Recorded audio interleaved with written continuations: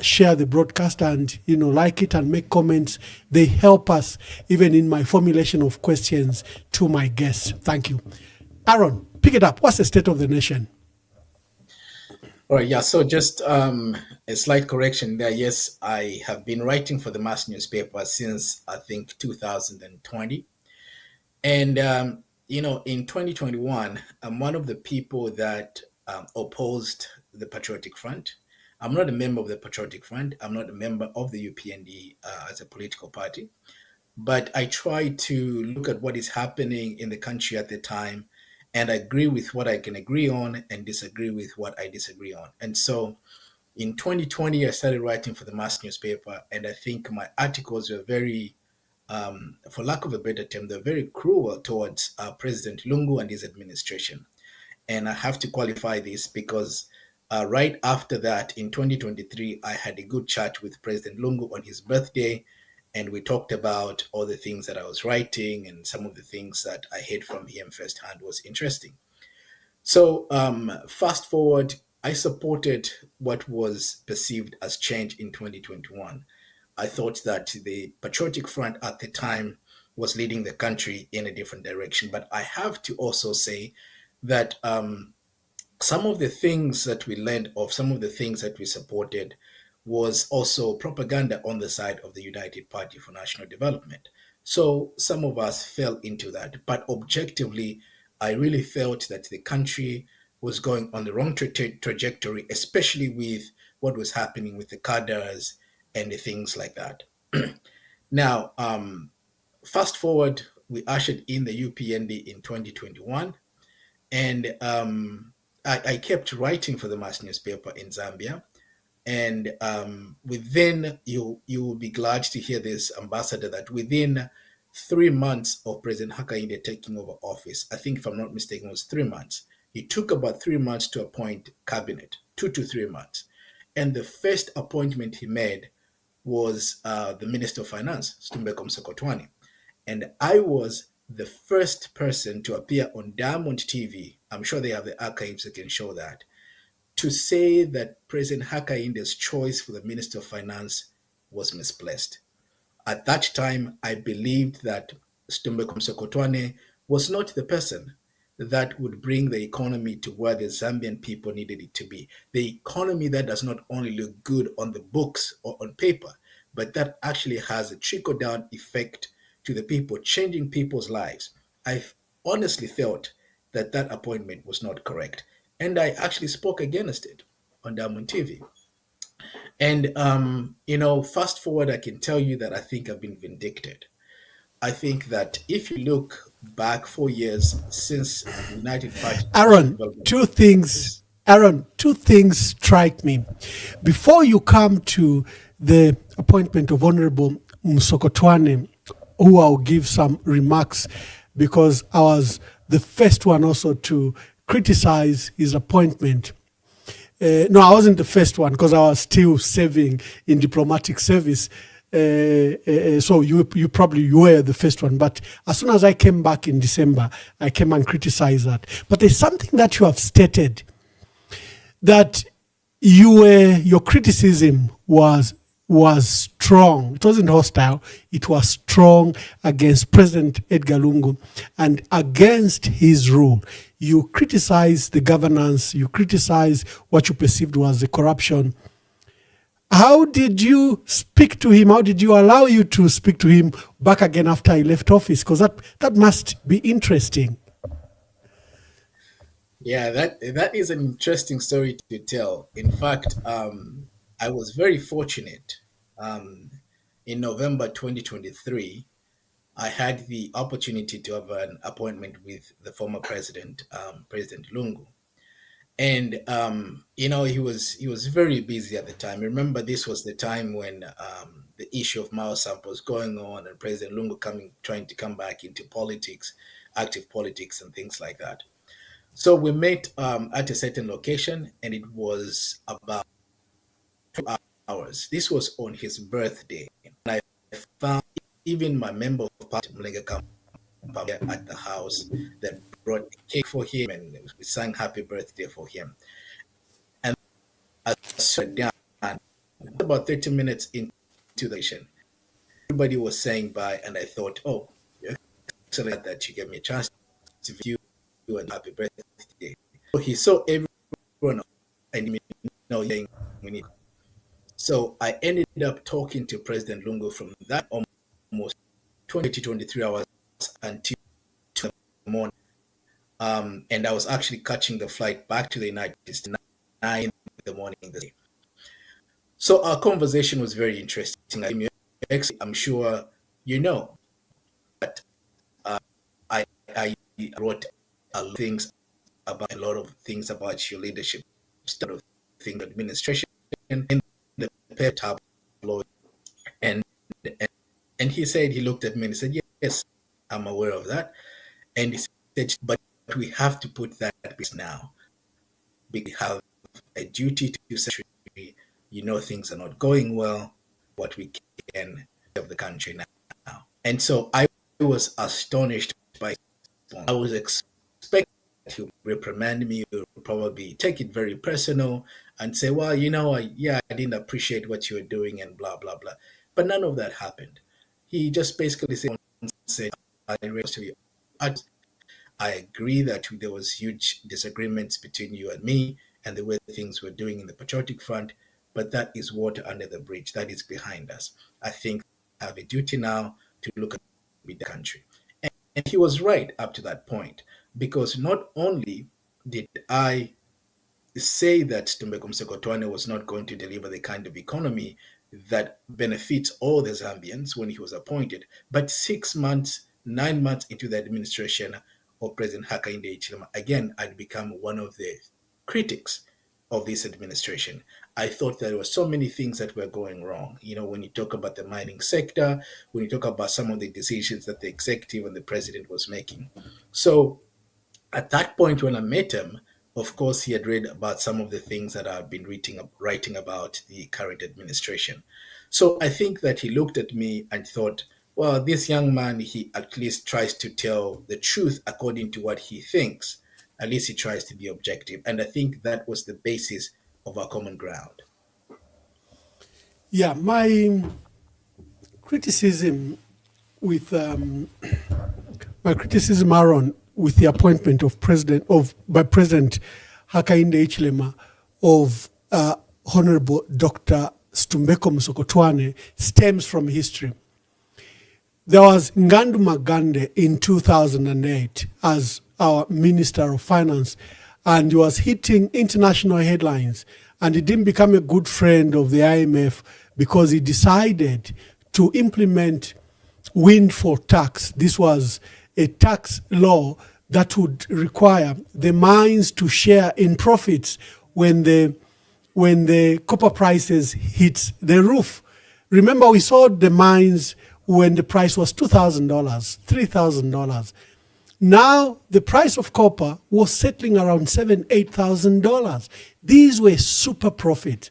So Ngandu Magande said there was no way. These are our national resources. The agreements that we have with you are not fair. You don't pay environmental damage. You don't meet the cost of running townships that you have abdicated to government. You don't run any of this infrastructure. You come in, you leave us with big holes. So you have to share in these super profits. So there was a lot of resistance, but Magande started the debate in 2007. By 2008, he implemented it. And that year alone, for the first time in almost 15 years, we got $600 million from the mines. Then in August, you remember that President Levi Mwanawasa died, and Magande jostled for the position, was among those that were to stand and challenge the acting president, who was Rupiah Banda at the time. There was whispers of Maureen Mwanawasa to stand, but eventually Magande challenged Rupiah Banda. Rupiah Banda eventually emerged as president, and one of the biggest casualty was Ngandu Magande, who had challenged his leadership. Remember, he was a minister of finance. So he brought Dr. Stumbeko Msokotwane, who was at cabinet, I think Secretary to Treasury was at Bank of Zambia, and now at the time was at State House as special assistant for economic affairs. So he brought him as Minister of Finance. The qualifications looked perfect. This is a man that was properly suited and well experienced. But to all our disappointment, the first thing he did was to cripple that windfall tax that had brought in $600 million. You remember, government had so much money. The debt was down. The debt was only at $500 million because Ngandu Magande had completed the process started by Dr. Frederick Chiluba of that Jubilee debt. The $7 billion was written off. There was only $500 million sitting on the books. So this man comes, Musokotwane. He abolishes an income generating stream in the mines, $600 million. And he says, no, the mines need this money to reinvest. Of course, they didn't reinvest.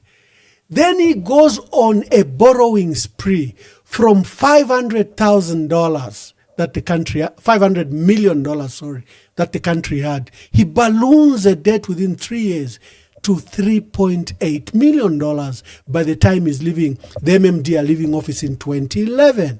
Some of the loans that he started includes Mongu Kalabo Road, Mbala Mpulungu Road.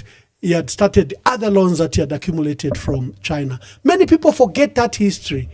But for me, for those two issues, the way he ballooned the debt to $3.8 billion and the way he struck down windfall tax, I thought he was not suitable.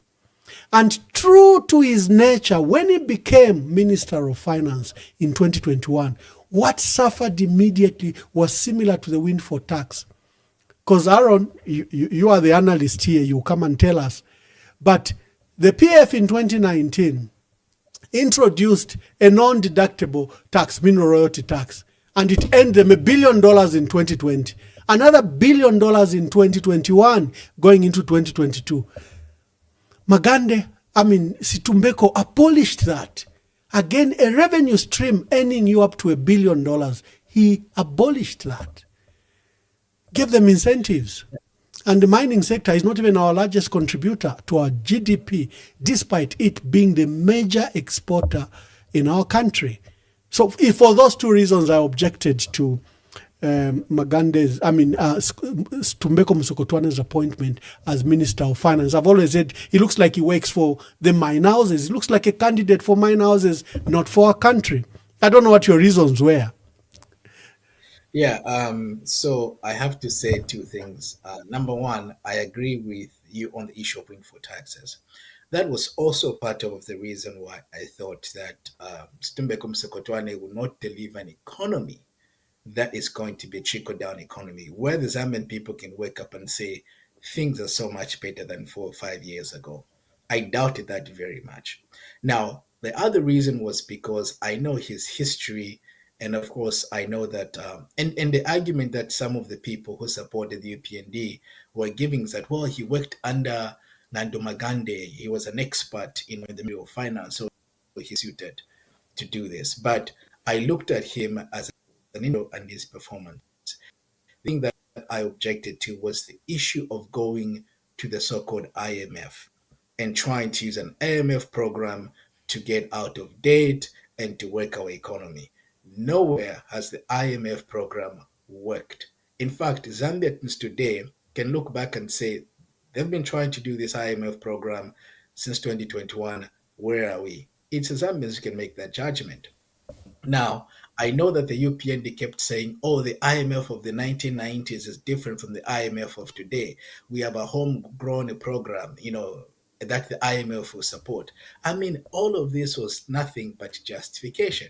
4 years now, going into 5 years next year, can the UPND tell the Zambian people with a straight face that the IMF program has changed the lives of the Zambian people? That's a question we pose to them. Now, if I'm being honest also with you, Ambassador, and our listeners today, I have to tell you that I had, coincidentally, I had a visit with the late Nando Magande in his home. I spent almost 2 hours at his house right after the UPND won the elections. We had a great conversation. And so when I walked out of that meeting with the late Ngambi, I knew the specific questions I had asked.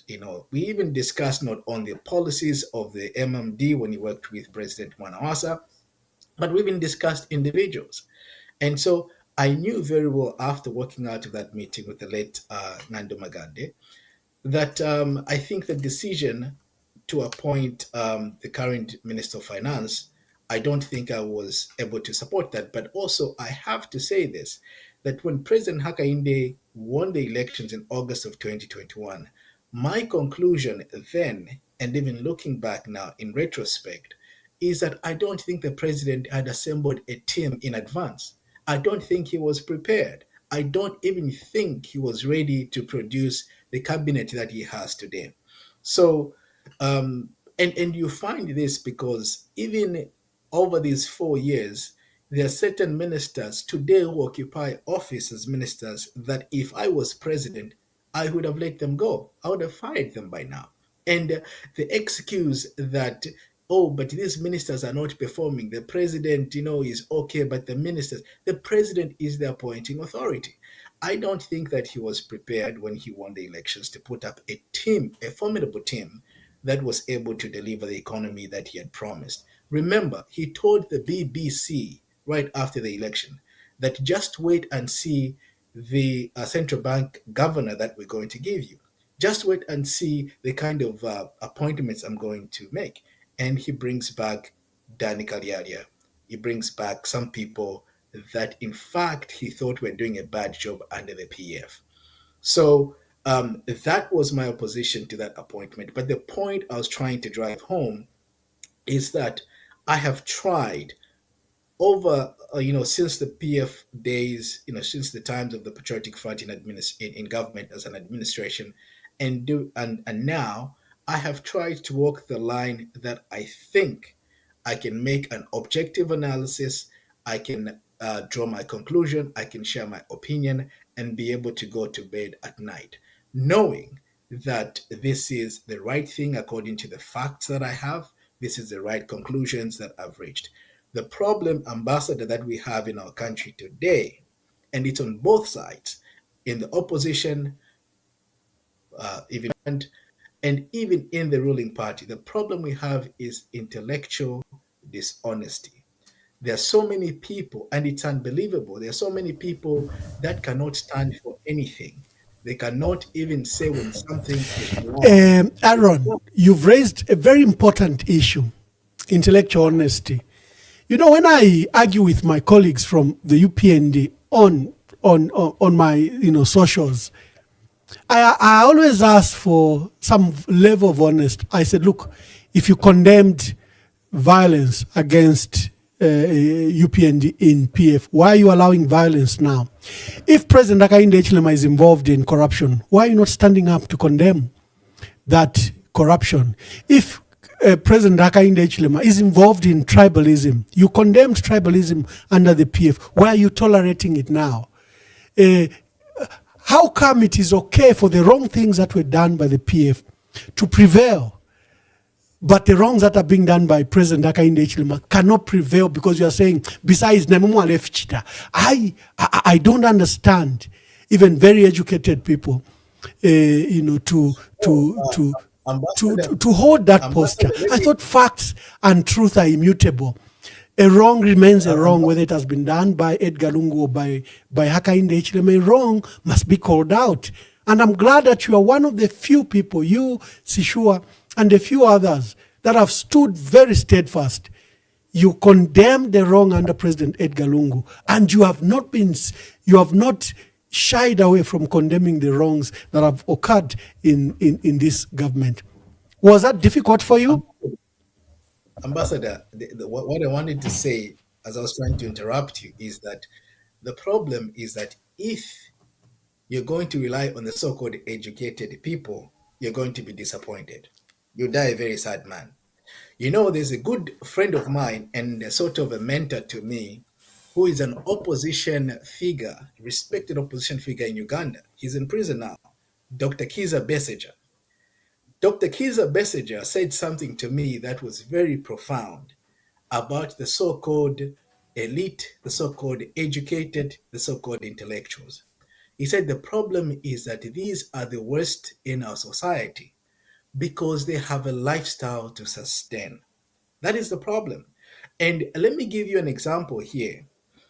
You know, when the Israeli president arrived in Zambia and he was welcomed and given this dinner gala or whatever the banquet, the state banquet, and he was showered with all of these flowers and lovely things, and the president even said to something to the effect that you're welcome here, not what others are saying, something to that effect. I'm just paraphrasing.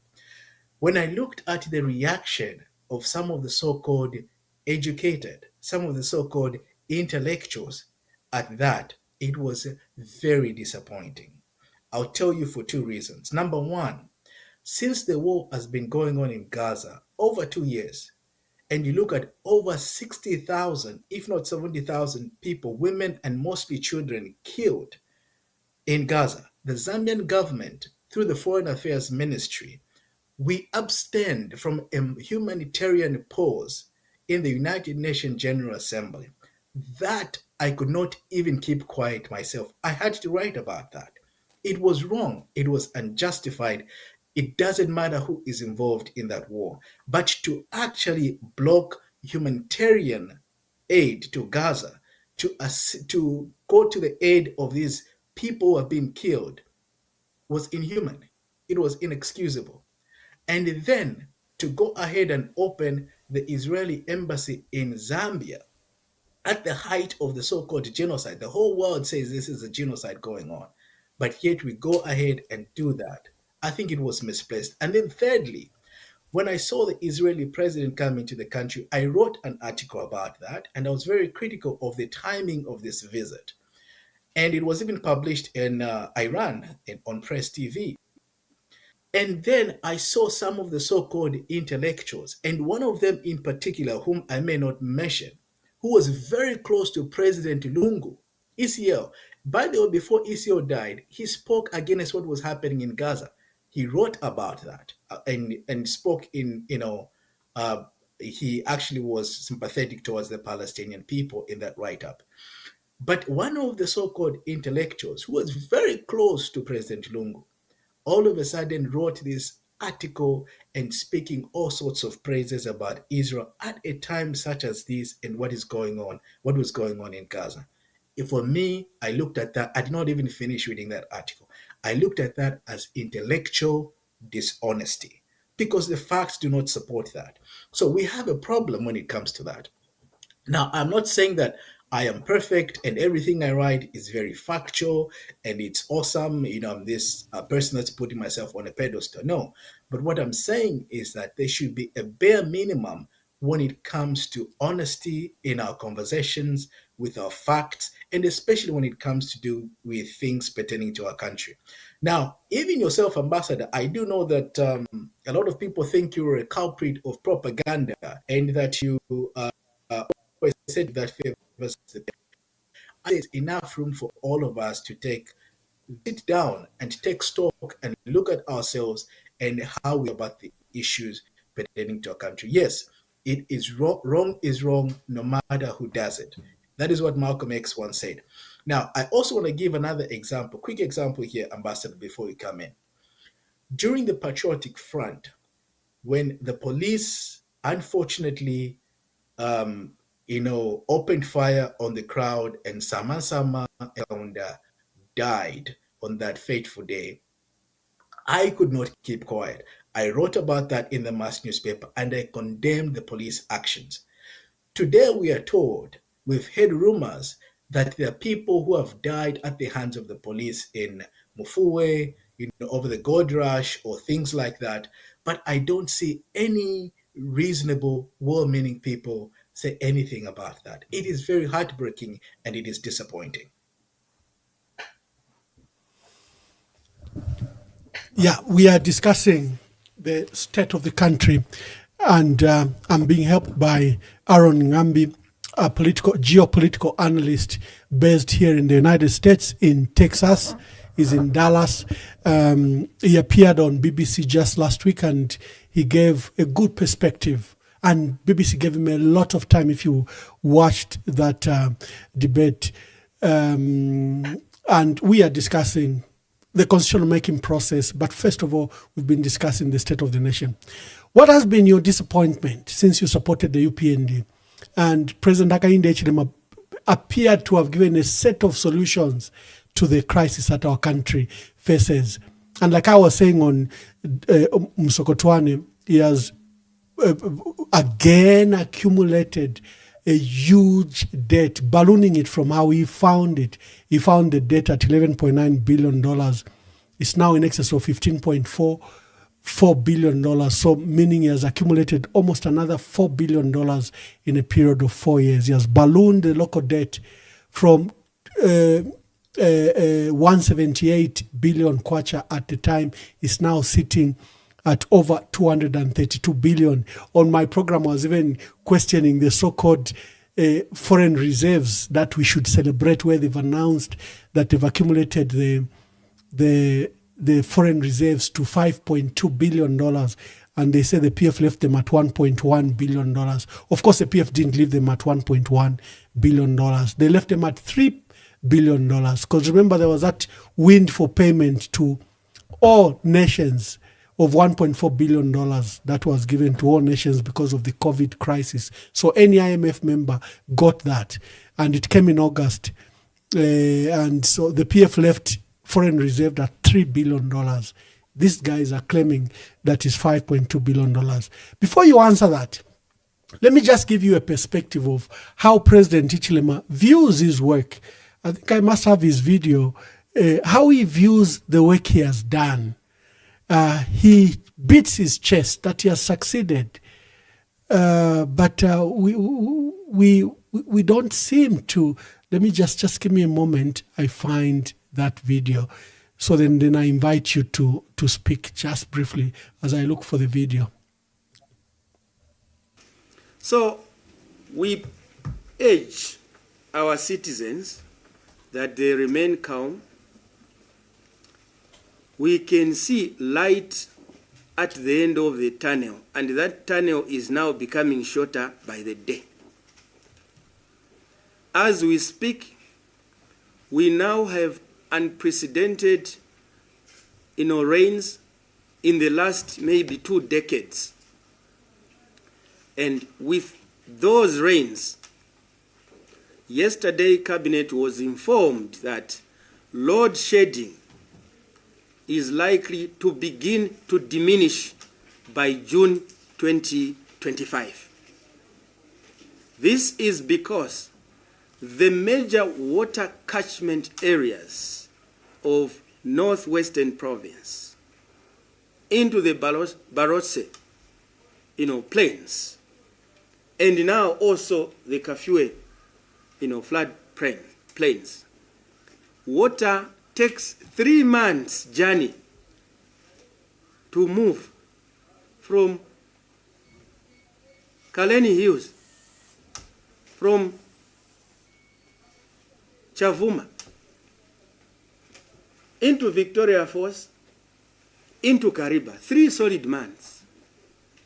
Water moves very slowly in the plains because it's flat. This water which you see when it rains here in Lusaka, we are going for work at ZNBC. Then you find that water is running fast. It's here in Lusaka. But the water needed to change the electricity situation or the water level situation in the Kariba or Kafue Gorge, upper and lower, or Iteshiteji, moves very slow because once it gets to the plains are flat, so water velocity for overland flow of water is reduced. And that is why you have come at a time when this government, since 2021, has worked hard, debt restructuring, to restore law and order in public places, to restore the mining sector. That's why you've seen the increase in the copper production, the kwacha stabilizing. That's why you saw Chisamba 100 megawatts on Monday.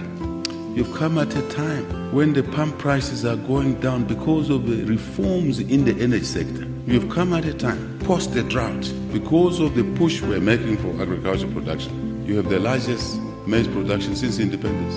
You've come at a time when we're pushing interest rates down. Inflation is coming down, fuel is coming down, food prices are coming down. You come at a time when there's a convergence of macro variables which should lead to stability in this country. So the man says he's running such a successful government, he's even seeking re-election. What has been your assessment?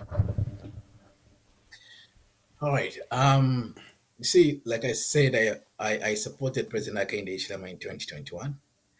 And even though I would want to support him in 2026, the man makes it very difficult for someone like me who looks at things objectively to support him again. And I don't know if he says things without sitting down with his team or without really finding out what is happening on the ground, or he just says things because he wants you to believe what he says. And I want to think that the latter is actually correct. The president has made a lot of pronouncements in the last 4 years, which are very much detached from reality. Remember when he came into office, for example, within 1 year of being in office, he told us, it was actually a press briefing where he invited the media at State House, and he said load shedding was a thing of the past. This is what he said. He even challenged the people who were there to say, are you having load shedding in your homes? This is a thing of the past since we came into government.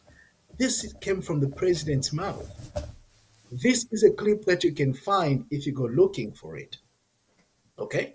Now let's take it back just one step.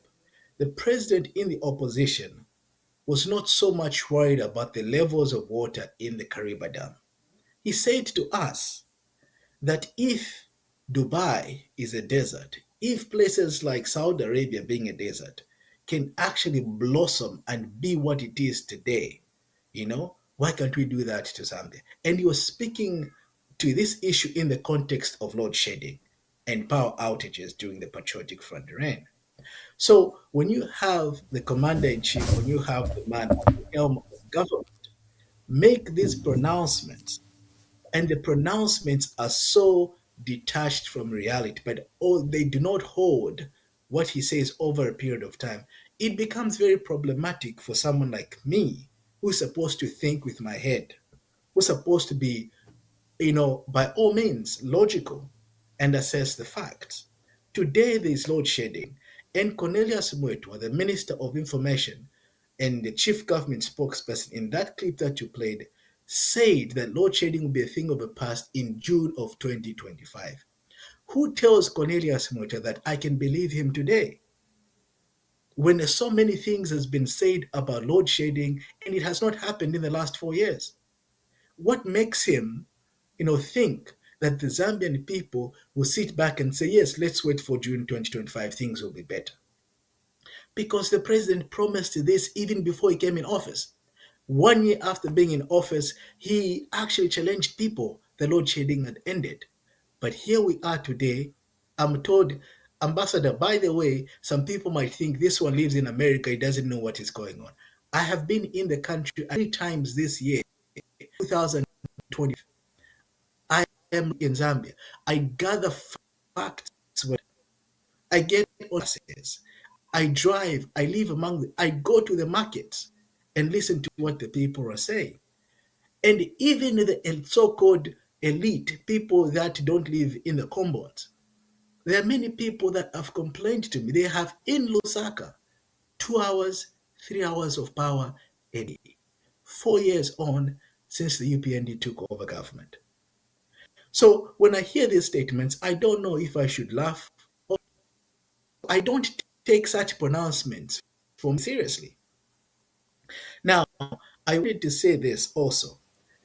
Ambassador, it's unfortunate at the time that we have kind of leadership that conscience, not even one in this government can resign on moral grounds.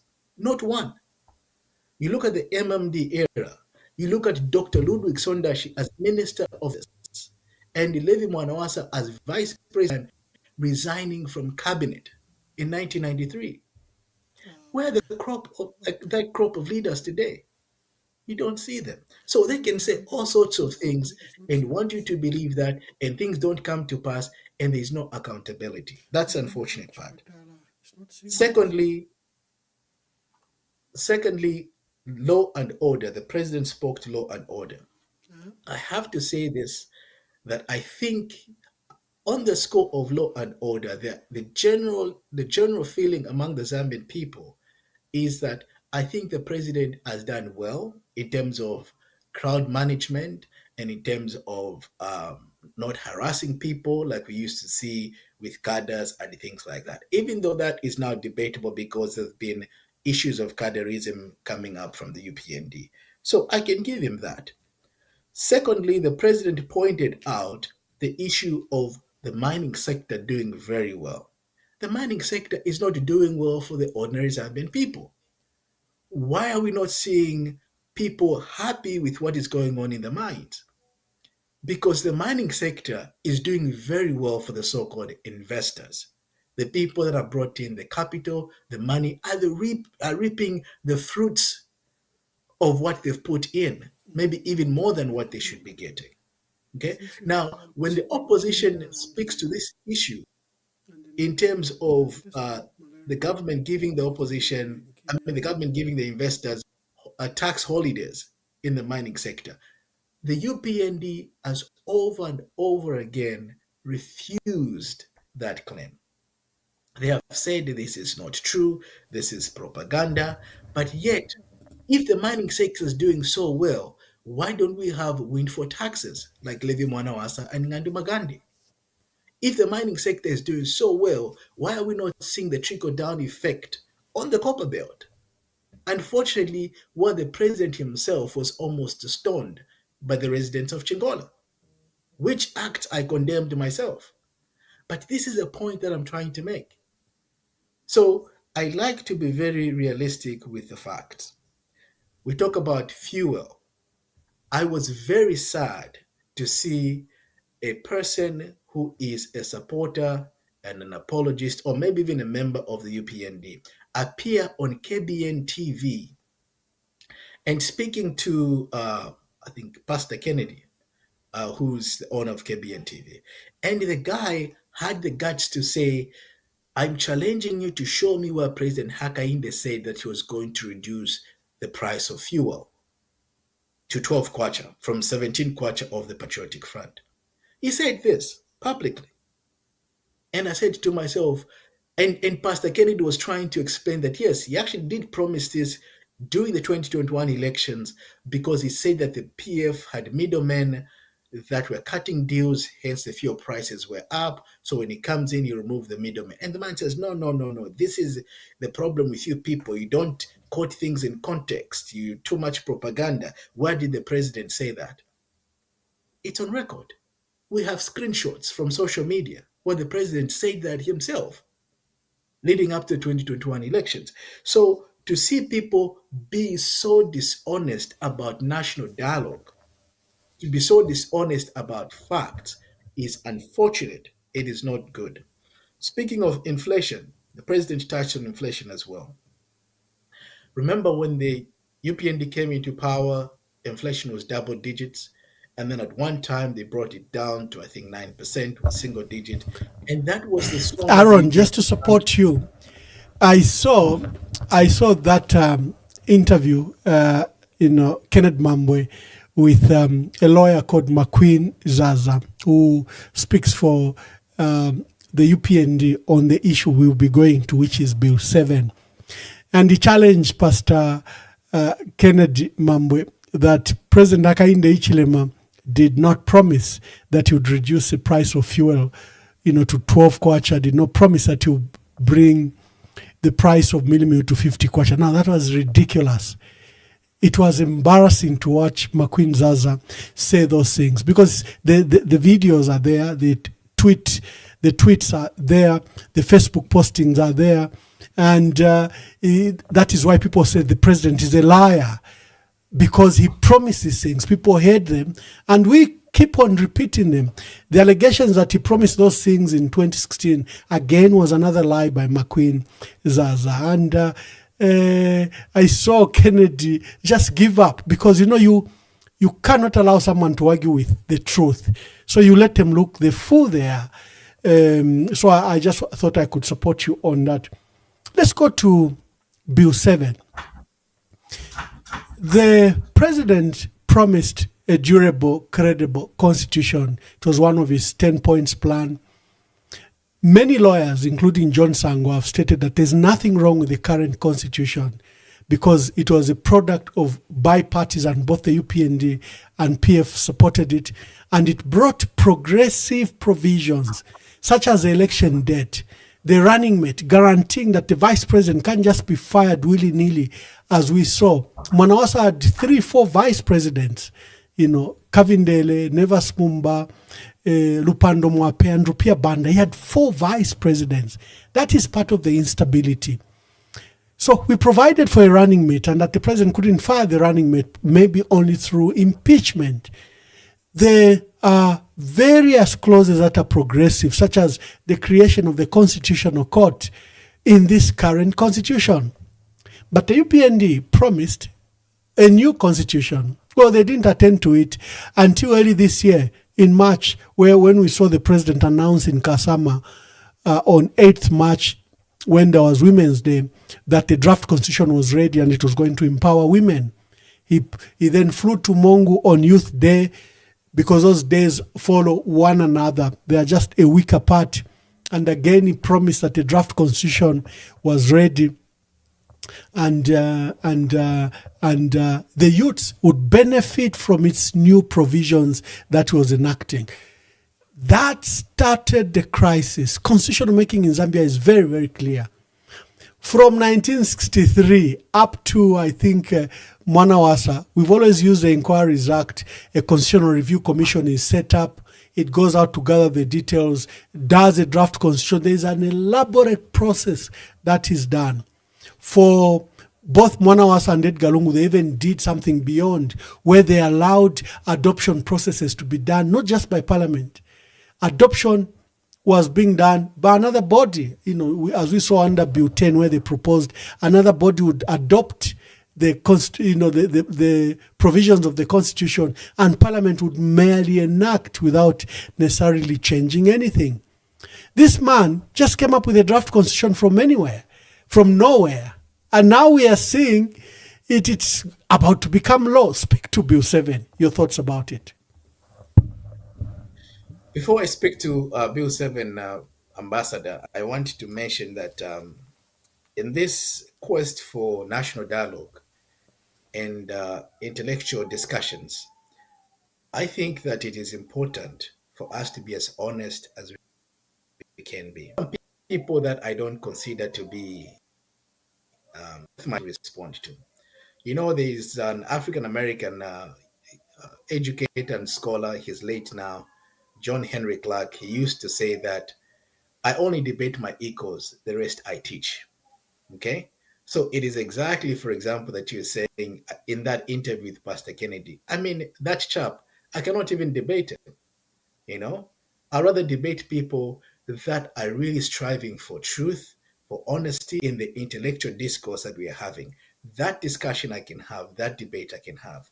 But people who are so on something and everything, even if it's not correct, I'm not interested. In fact, it reminds me of one incident that I wanted to speak to as well, the issue of cadreism. There was a time when we saw the UPND cadres with machetes and pangas in Bauleni. I think it was after they buried someone, and the clips went viral and the people were condemning that. And the UPND, some of the UPND officials basically said, no, these are not UPND. They're just masquerading as UPND. But yet, their national youth chairperson, Gilbert Liswaniso, came out and said, I know those boys, those are UPND chaps, and we'll put the house in order. I mean, that is honorable. I mean, I would respect that. Even when the UPND cadres beat up some chaps at the PF Secretariat, not so long ago, there are a lot of people who discarded them and said these are not UPND cadres. But yet Liswaniso again said, I saw a statement where he said, no, these are my boys, these are UPND, and we need to put as nonsense. I mean, that is the kind of politics we have to aspire to, not the bootlicking.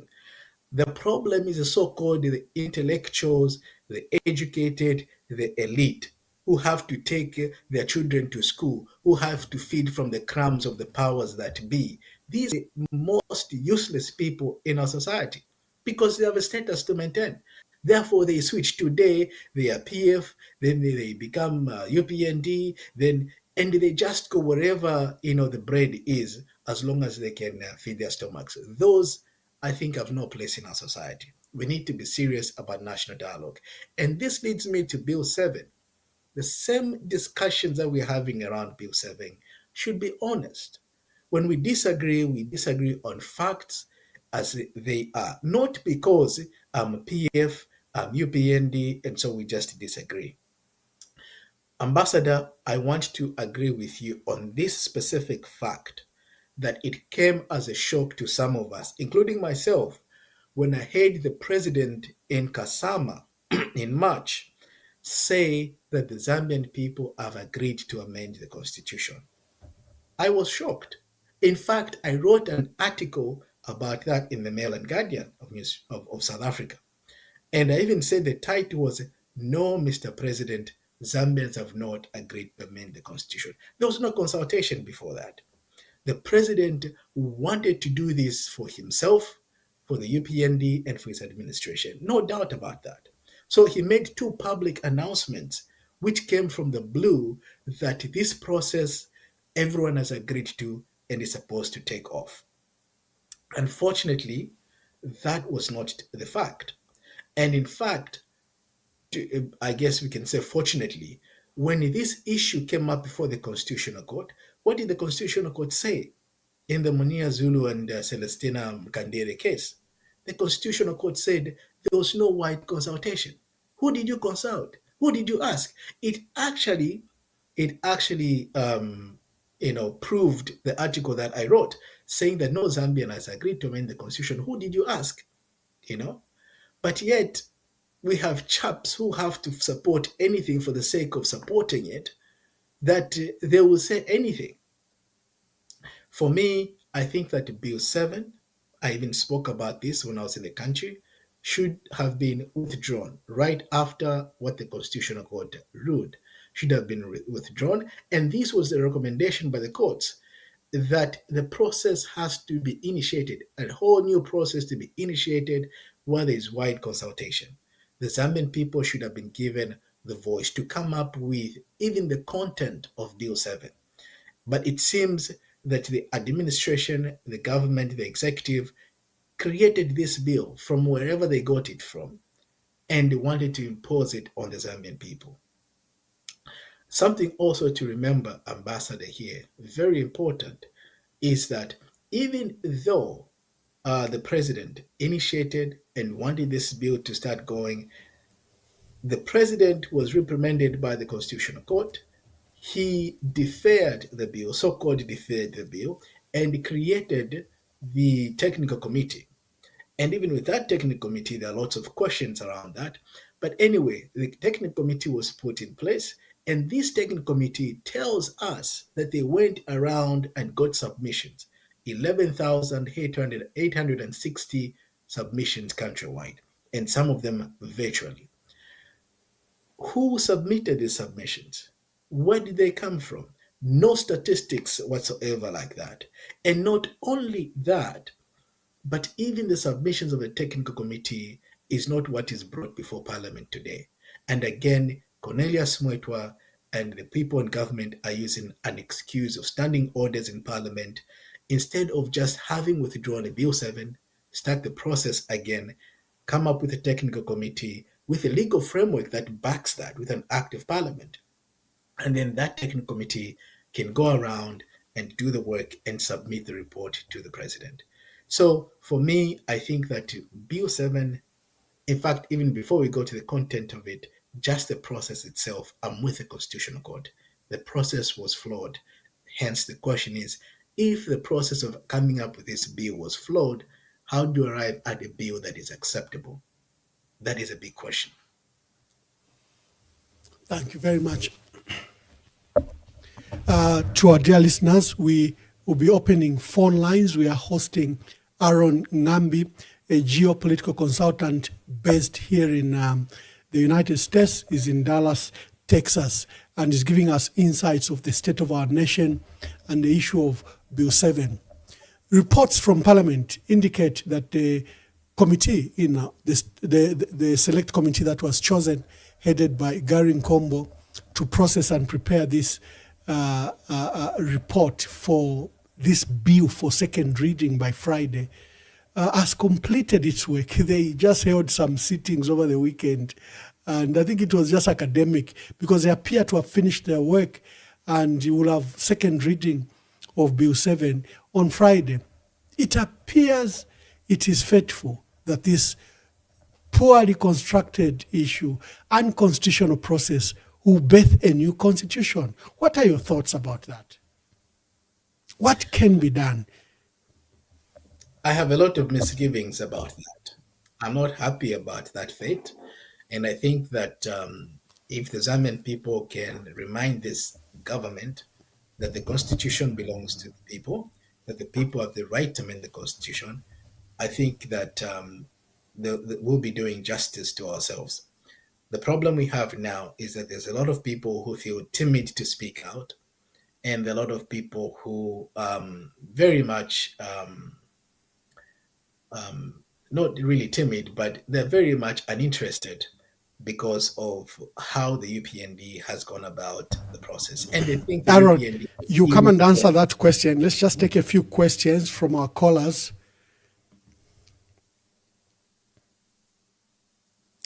I've got the first caller here.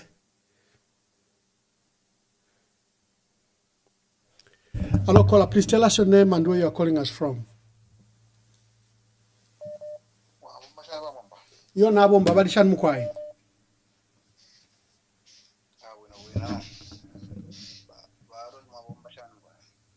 Yo bale myumfwa.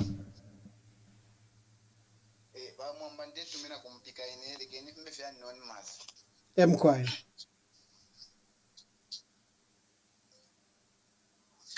Bamwamba ndefua fyokuipushako pali Bill 7 baletere ba UPND pandu yaba UPND fi efo ndefo okuipushako pandu baleranda ba UPND at next year tulia kuma elections mo 2026 tulia kuma election nomba ibalefo okuleta ibalefo okushita delimitation ibaleranda po manje abantu balista register okufuna nomanga baranda ti basashita delimitate ama constituencies abalefo ati bakashita delimitate nomba abantu bakamukuvota shani talinga twashita register kola bati ngamwashita register kula mukuvotera pama polling station yasona so na ma constituencies asona so nomanga chakwe bati if barishita delimitate nichimini ama election 2026 takwa kabe bakisa chinja kesa postpone takabako next year avini so bamwambaire pali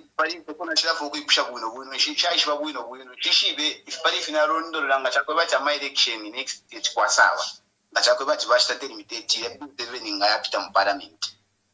Okay, yoto alam yasuka. Thank you. About the delimitation process, I think there's someone who has asked about that. We will attend to that. Let's just take a few more calls. Keep on calling. I've got Aaron Ngambi, a geopolitical consultant based here in the United States. We are discussing the state of our country and Bill 7. Let me just take a few calls.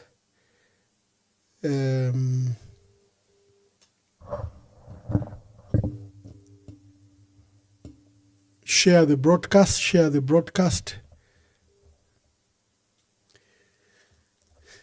Yes, caller. Please tell us your name and where you are calling us from. Endita. Bachilufia. Mkwai. It's been some time. Yes, indeed. Yeah. I told myself I wasn't going to be participating. I wasn't going to be paying attention because I'm going to be honest with you. It's annoying. I'm surprised that you are even saying it seems that this bill. No, the guy has managed to get it through. We are in trouble. I will say this, Mwambani, please give me a bit of time. I'm one person who used to contribute to your program, and my argument about delimitation has been not the bigness of these constituencies. We see them as big simply because we've not made them accessible. We have got a population of 22 million. I've lived in the UK for 26 years. We are near enough 70 million now in a very small country. But every part of the country is accessible. That's what we needed to do. Where are we going to have 1 billion MP, members of parliament? Bamwamba. We are only 22 million. We don't need even 100 MPs. And this is what the guy was campaigning on. This is what he was saying. The man used to say he was going to cut down the number of unnecessary positions. What is he doing? Do you know? I give up. Chisma. Thank you. You know, like he's saying, it's annoying what they are doing to our country. Hello, caller, please tell us your name and where you're calling us from. Hello, good evening, Ambassador Mwamba. Good evening. Ninewo nani maskola kwa kaputa kuno mkwai na poshako na ba Aaron Ngambi. Mkwai. Na bina Zambia wonsoko bale kutikila puli mulabasa. Ngepo fye mwata mpilokulu lande kwa fwa mulimo mwabomba ba mwamba mwa efa sana echalo panti moneni bali tusumanyo tunwati zisai balo. Takunangu pai yonse social media takwana kuchita comment fulfilled le kumuti molondole shonsore tina na baloya tawabala ubakwata ne office limoli aba chamber tawalishi bapo nomba ififine efintu fya umalala fyafika apa ubuteko bwa UPND na umalala kwa kini ichire china mechitali umukoshi giraffe india buluga Finevo chitalama pakuchita ataki china machinango kutangala sana yali amolo ya tali and then gives a hard kick efo ubuteko bulefo kuchita kuli former citizens fwe babasalinde n'ababasalinde n'abashabasalinde chonde ipshapo chakwe bati hapa ne stage ya fintu fyosifikire ukuti nomba ababende ba technical committee n'abasalinde fo basalinde bushe nga kuli tulande chingo kwe bati ushilumbula mfani mukamweso tatule tine chile chitika tule ya fair head tuishire mwelesa mara tufisha kuisa mu parliament mulia inga chachi ne chintu chapita ni shichapwa mweba ishibokulondola amafunde ya chalo kusheni shichapwa icho balefwa icha kwaka na ma constituencies chikabako elo baka ichite favor baye yakanyoko kwa kuti baka ipele ya ma constituencies pabili na patatu so that bakwata ama numbers ayengi nisichapwa chaendelela takuli okuteka obukakwata opportunity ukwisa nokisa chinje fintu nisichapwila bapene chapo bakainde bena bakulasi entashu mukulote fyabo. Thank you, ma'am. To answer you, Mwebena Kaputa Natasha. Thank you, guys. That we have another caller. Hello, caller. Please tell us your name and where you are calling us from. Good afternoon or morning, Ambassador. My name is Uncle Jay. Uncle Jay, make your contributions. Thank you very much. This Constitution Amendment Bill number 7, it's a disease that has come, unfortunately, to Zambia. Partly, I'm actually blaming us as citizens of our country. I think we've become too complacent and we are not taking keen interest in the affairs of our country. and we've left everything to the politicians to speak on our behalf, even when we are called upon as a people to stand up against this evil. We are not taking that step. What we are good at is love, insult people that are speaking against it, but when these things come, they are falling squarely on all of us as a country. This Bill 7 is an evil that is really meant to destroy our country to a point where it will take many, many years to rebuild. The truth of the matter is Hakainde Hichilema will not be there forever. His aim basically is to continue building a system that will continue to allow not only him but his tribe men to continue doing what they are doing to the country, to remain in power. That is their strategy. They don't want to leave power. Whether HH leaves power today, someone else must be able to inherit. So this one, apart from the MPs, who are actually most of them are compromised, it requires us as the citizens to say no to this bill, because you can tell that there is a lot of secrets behind. What they've done here clearly has shown that he's arrogant, he's very stubborn, he doesn't care what people say. His aim, his plan and purpose is to achieve his goal. And his goal is to make sure that this bill goes through, because it will empower him to do what he wants to do. This bill, Zambians should understand that it has nothing to do with the well-being of the nation, but it has everything to do with Hakainde Hichilema and his partners in businesses. Our country, once this bill is approved, what will happen? The chiefs who have no land, because next they are going to do right now will be Bill 13 will come through. The chiefs who have no say, their land will be gone.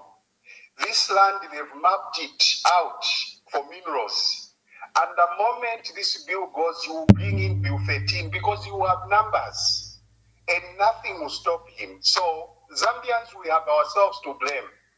I pray that only God at this moment will intervene for us as a nation. But we really need to get to a place where we say enough is enough. We cannot allow one man destroy a country, and we are watching. We are watching just like this. I thank you, Ambassador. Thank you very much. Thank you. Let me see if there are some more callers I can see. A lot of people still want to speak. Aaron, just allow me to take more calls so that then we... Hello, caller, please tell us your name and where you are calling us from. Thank you, Bamwamba.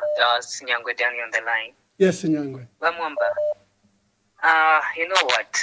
I realized yesterday when you had been proving, and then I've also picked up a very good point. Bamwamba, as a nation, Zambia, do we even have money? Because when you set up more constituencies, you build constituency offices, you build like a district. So why would you be forcing Zambians when our country doesn't have that kind of resources? This is something that I've been asking myself to say. He wants to increase the number of MPs in parliament. But does the country have resources and give these office bearers their constituencies? Because you now have to develop these areas that you are going to make these MPs. And then secondly, Bamwamba, you see, this fight, I can ask you, Bamwamba, look at you. Look at the most callers that call you on this program. Most of us are in diaspora. I'm a Zambians on the ground. Nyabe nabatumama phone anonymous. Bamwamba, this Bill 7, and even every Zambian that is listening, we are creating a dictator in office. Already, we never used to see this culture of anonymous. Now imagine the powers that are going to be vested in this person who is doing this for his personal agenda. Can every peace and loving Zambian let us stop this? Let us call our MPs to say, before you sign or vote for this, think about our future. This is not about a personal agenda. Thank you, Bamwamba. God bless you. Thank you. It looks like my dear sister is back. Yes, my dear sister. Yes, please. Mkwai. Now, wela kwa kaputa. Am I welcome? Yes, you are. You are online. Mwebantu. Ichile sakamika. Aba brother Chilufya waba ku UK. Bachilanda ati. Bali le kokwisa pali program. Ba discourage ne finfunganya fonse flechitika utungurushi waba kainde. Bwe bukishokwe bati eba liko kumitashi mukubafa. Wherever you are, come back on this platform. Let's contribute. Na papa ni chakosa sana. Muisika kopali bwana ndembululeni. Ichimemba chila tuwewa. Teti mufunde kolwe mumushe paya pambi. Apape ni chakosa shomsango. Woza wena Zambia konsoko muline nshitafe fyonsefe fishupire. Muileka ukusunta okulanda popali chichintu. Bantu. Mwalale kelesha. Basing time. No, there must be a stillborn. Chifuila pa delivery table. Mulamu ine parliament chifwe. Lesaeka tine mitima ya wabe nama UPND MPs. It's not a good thing abana babu n'abana besu nabe shukuru besu bonse bakulire muri ba dictator. Mwalimu nefi abantu bafuire ku Tanzania. Tabakwete pona pa kulanda kasuba fe bayam kubashika mu mass grave. Ichintu twalekele shoku mona kuma struggle for independence time. Bweleni bachuke mulande fishinge fo mwingalande chifukushita chibomba na bwebena Kristo wose mwali chifuko bati mupashiwa mshilo tatente mana pali ichifukushi iseni twampa ne pamutulande nabalanda bankasheso abafu mabalelanda pa ni mweba ku diaspora melanda ifo kuno ku Zambia ku bali shwani kwa kaputi they can even source number pa shani yubazikita bene fo bachita but mwebantu echo na abantu kanshi bafuila po pafintu kulandila pachintu kumunati twalaika la shani uyu muntu na umalala po fiefifine alefu afe alelande fyako tukwati ama MPs 2 milioni turefuna nokulipira ba doctor turefuna nokulipira ba nurse na ba teacher turefuna nokulipira wino bakapokola. That's why it's very easy for them to be corrupt like in their services. Efuna achila fo kulanda kwa tabena Zambia basoko mulimu isusu kabwangu tebafunda kolwe mwamushapa ya pambi kupwishisho mulimonga mwa utampa. Thank you very much. Thank you. Thank you. Don't give up, Zambians. Don't give up. Live on hope. Fight on. Hello, caller. Please tell us your name and where you are calling us from. Hello? Yes, caller. Please tell us your name and where you are calling us from. Hello? We can hear you. Make your contributions. Hello? We can hear you. Make your contributions. Hello? Yes, we can hear you. Yes. Oh, the caller can't hear me. I'll ask him to call back. But it's very encouraging from our woman from Kaputa telling Bachulufia, you can't give up. You supported Ichilema, you didn't give up. Why are you giving up now? Yeah. Ladies and gentlemen, and the nation listening to us, we are hosting Aaron Ngambi, an analyst, a geopolitical analyst. He was on BBC last week, discussing the matters affecting our country. And today we are discussing the state of the nation. Let me just see if I can take a few calls, Aaron, so that when I bring you on, we do not interrupt you. Okay. Hello, caller. Please tell us your name and where you are calling us from. Endita. Mkwai. Make your contribution. Natotela mkwai. Ineba mwambandi fwaya njipushe pwame pushwaya kuliba Aaron na imu mtu wasuke. Since now, chamune kokweba ati Zambia, we have got a constitutional crisis, and the governance system has collapsed, and the government, tabale chindika, koti, tabale chindika, ama procedure, na fyonse, ifu file fyachitika. Paku mona kuti urupapuro lwa chalo lwa enda wino, tabale tina. So it means the governance system in our country has collapsed, constitutionalism, it has collapsed, amafunde yashita collapse. Nomba, we push on kwete. We have the Law Association of Zambia, we have Ziari, na abantu bonse abachingira amafunde. Since the procedure and all the governance govern our country has collapsed. What is the reason should the Law Association keep quiet and proceed in this manner? I thank you. Thank you very much. Thank you.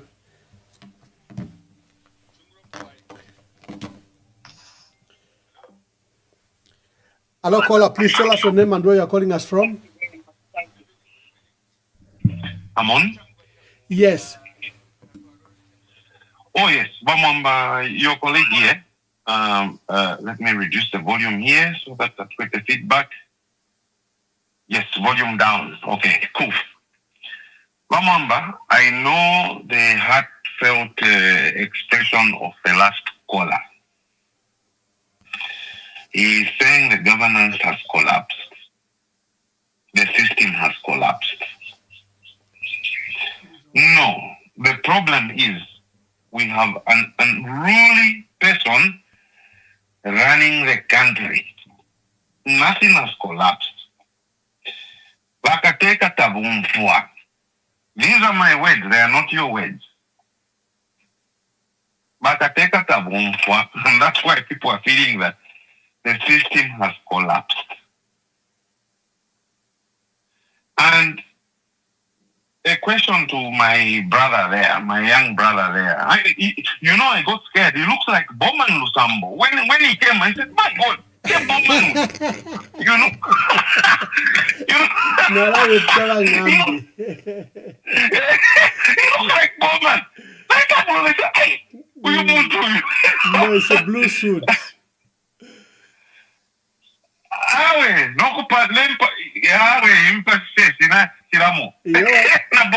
will come and defend himself. I think he needs to defend himself. Is there any relation with you and the Bowman? But I just beg to differ with the previous caller. It is not that the systems have collapsed. It's because we have someone that is unruly. Okay. Thank you very much, Wakafwimbi. Wakafwimbi says we have a belligerent president. Hello, caller. Please tell us your name and where you are calling us from.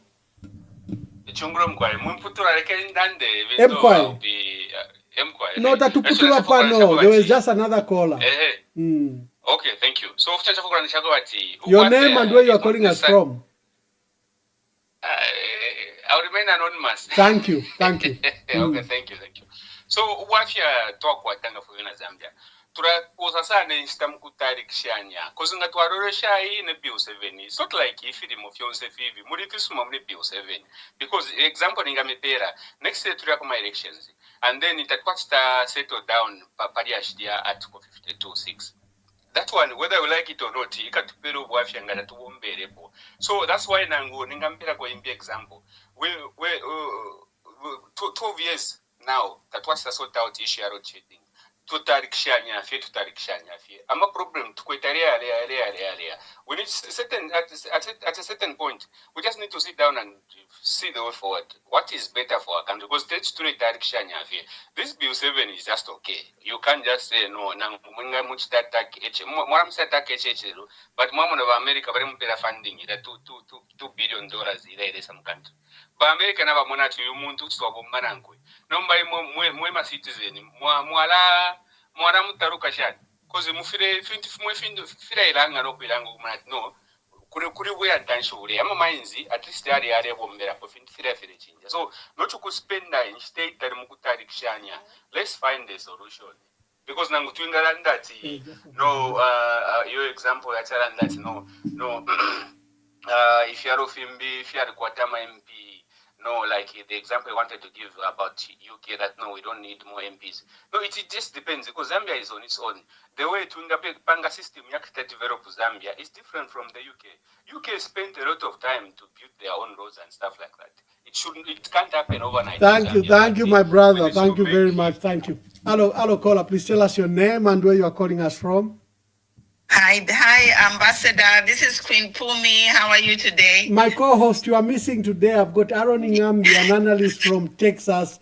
Make your contribution. Queen Pumi, Pumulos Tumbeko is a leader of New Era Democratic Party. Make your contribution, my dear sister. Thank you, sir. So I have a kind of questions or statement. One is about UPND. and their policy of like only a Tonga person can lead the party. And the other thing is a question on delimitation. So I'm just sitting here and listening to all the callers, and I'm thinking, isn't this Bill 7 will end up being like an ethnic cleansing for the parliament? Because if you look at what Bill 7 is suggesting is that if an MP for some reason loses a seat, then the party will pick a replacement. But if it's independent, they will go for by-elections. So again, this is like now all the MPs will be siphoned into a political party. On the other hand, the political parties who are there, the UPND is controlling who is the president of a political party, and that president adopts controls the adoption certificate of candidates. So again, you see, their control is there. So my question is to you, the MPs, whether you are opposition or ruling, don't you think that you are voting yourselves out of your political career? I think this is a serious question that all of the MPs, 156 of them, should sit and think. If they vote this Bill 7 in, they are giving power to whomever will be the president of UPND. So again, we are here, like my sister called and said, we will die fighting, we'll go down fighting. We are not going to give up on this fight easily. We'll speak to the conscience of the MPs. Dear MPs, sit and think what will happen to you when you consolidate a power in the hands of one president. And then if you're not from that region, can you just think what will happen? They will be taking MPs from other regions to put in your regions. So basically, the way government has got people from one region, this is how parliament will be. Parliament will be filled with people from one region. That is the Rwanda formula. Friends and family in government and also in parliament, state under capture. My other point is on this delimitation. Now, MPs are excited of this 3 million, whatever. But when you think of delimitation, okay, if they add these MPs, and if we go under the current structure, UPND will not win the election. So they have to make sure that they do the delimitation. Now, we just finished the voter registration. So my question is, or actually a confirmation. So does this mean that this actually delimitation actually tells us that there will be no election in 2026? Because if this Bill 7 passes, then they'll have to go in and create new constituencies and new voter registers, like the other caller who talked about where are people going to vote? Because we have been told the delimitation report is ready, but they want to include this in the next election. So this is another confirmation to say we might not see an election next year because they have to go back, they limit constituencies and voters re-registered throughout the country. I submit. Thank you. Thank you very much. Thank you very much, Queen Pumi. Hello, caller. Please tell us your name and where you are calling us from.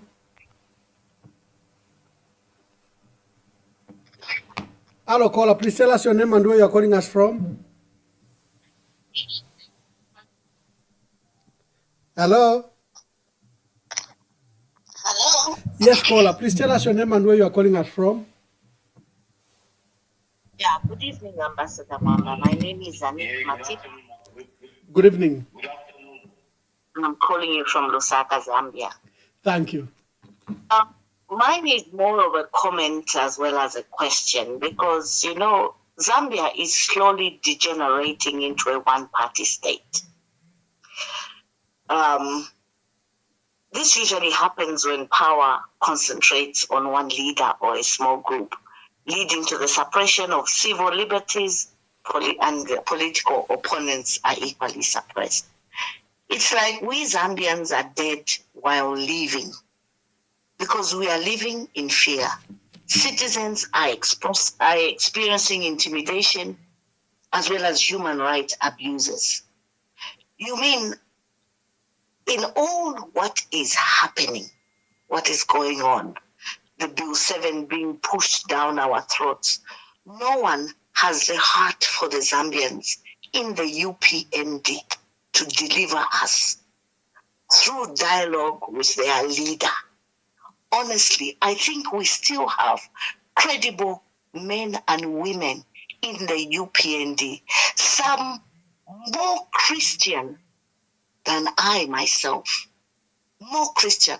When you look at Madame Mutale Nalumango, married to a bishop or a pastor, she is, for lack of a better word, ordained in a white robe. They say politics is dirty, but it cannot take us back to pre-independence. We need a solution for Zambia. If this, through even a percentage, is allowed to go through, Bill 7 goes through, delimitation goes through, surely Zambia is headed for a one-party state, and I would like to believe it will take us a very long time to come out of it. So my appeal really is to Madame Mutale Nalumango, a mother of the nation, who, in my view, I think can sit down with her boss, find it in her heart to try and deliver the Zambians. Thank you very much, Mr. Mwamba. Thank you very much, Kola. Thank you. Passionate appeal to Nalumango as a woman. Maybe she should prevail over these men that want to harm our country. Hello, Kola, please tell us your name and where you're calling us from. Hello, Ambassador Mwamba, can you hear me? Yes, we can. Yes, Ambassador Mwamba. Sorry, I'm on the train, so at times we are losing out the frequency. Oh, yeah. It's great sacrifice that you can go on the train. Please proceed. Train, my job is like cross country. It's from one place to another place. I just want to give a quick contribution. Yes. Yes, I have partially listened to Aaron Ngambi. Yes, even though I haven't actually got everything because of lack of communication, I just partially listened to his analysis. As I am on the train, I've already explained to you, I'm not able to catch up with everything. Well, from my understanding, Mwamba, I would like to say that the situation in which our country is on standstill, and it's very, very sad, yes. Well, from what I do actually, and this is just out of my mind, I should say that maybe it could be that our forefather, ever since our country was born in 1962, maybe they never left, a good example of a real unity, to those who had followed them. I think this is the reason why we have kept on having this problem, and we need to be very, very careful, because this could actually, image even for the years to come. So we need to be really careful and see what we could do, because if what we are hearing is true, what's happening on the ground, it could be a sad story for our children who are yet to born. Yes. Thank you, so Mama. This thank is you. all I wanted to say. Thank you. And thank you for your sacrifice. Much Aaron Ngambi, for having given us a lot of information from his experience. Wonderful. Thank you so much, Mwamba. We have just left. I won't be able to say much because of the noise of the train. Thank you, guys. Thank you. Hello, caller. Please tell us your name and where you're calling us from. Hello, good evening, Ambassador. Hello, good evening. Yes, good evening. Thank you. My name is Alex, Ambassador. I want just to raise certain concerns that I've seen in my beloved country. So we are trading on a very bad state. currently. The situation, the man in power is actually not there for the people. We have seen things which we have never seen before. We have seen the dealings, even when they talk about the electricity, commenting on what you have, the video that you played earlier on. Sir, you can tell that these people have got no heart for any of citizens apart from themselves. Or we see the government is selling electricity to some other neighboring countries. This government sold the maize to some other countries. So even when they are talking about that they have raised so much money in the reserve, billions, 2.something billion, this is a total lie. The guy is there to enrich himself, not any other things, but just to enrich himself. So as a country, we need to rise up, we need to open up and defeat even so-called Bill 7, because if he has done a lot for the nation, the work should speak for him, not him wanting to impose himself on the citizen. No. I call upon each and every well-meaning citizen to rise and defend. It's like we are now going back to like the time when our forefathers were fighting for independence. We have to fight for our right and our independence now from this man. Thank you. Thank you very much. Thank you. There are so many calls, and I hope that we'll have enough time for my dear brother to contribute. Please call quickly before I close the I know there are so many missed calls, but let's see if we can get 2 more or 3, then I throw to my dear brother. Hello, caller, please tell us your name and where you're calling us from. Okay, my name is Sinyangwe Dani. I'm just calling back again, Vamwamba. There was one anonymous caller, and I called. He was saying we need to give thanks to the current president because Zambia is at a place where now the US is even giving us more money. For me, that's even a big problem. We have enough of our resources that we don't need any country to be finding us. We have enough minerals. We have enough resources. So by the virtue of us getting more money and borrowing, that does not mean that all is well. So for me, I know we can praise the president in other things, but borrowing money should never be the gauge for us to say things are okay. And then if things are okay, the same person he calls and he says anonymous caller, and then you're saying things are okay. Can we be so? Sometimes let's look at where we are coming and where we are today. Ambassador Mwamba, where are you today? You left Zambia because of it. A person who cannot handle people like you, who cannot handle being criticized, and then you say things are okay in Zambia. We should not be thinking like that, Zambians. We've got a bigger crisis. Like everyone is saying, if we allow this Bill 7, then we're going to have a one-party state. We don't want that, and that will not happen. Thank you, Ambassador Mwamba. Thank you very much. Hello, caller, please tell us your name and where you're calling us from. Hello, this is Mwewa from Livingston. Yes, Mwewa. Hello, good evening, Mwamba. Good evening. Good evening, Mr. Aaron. Tutotera sana pari presentation yaba Aaron on Bill 7. What I wanted to comment on is the same Bill number 7.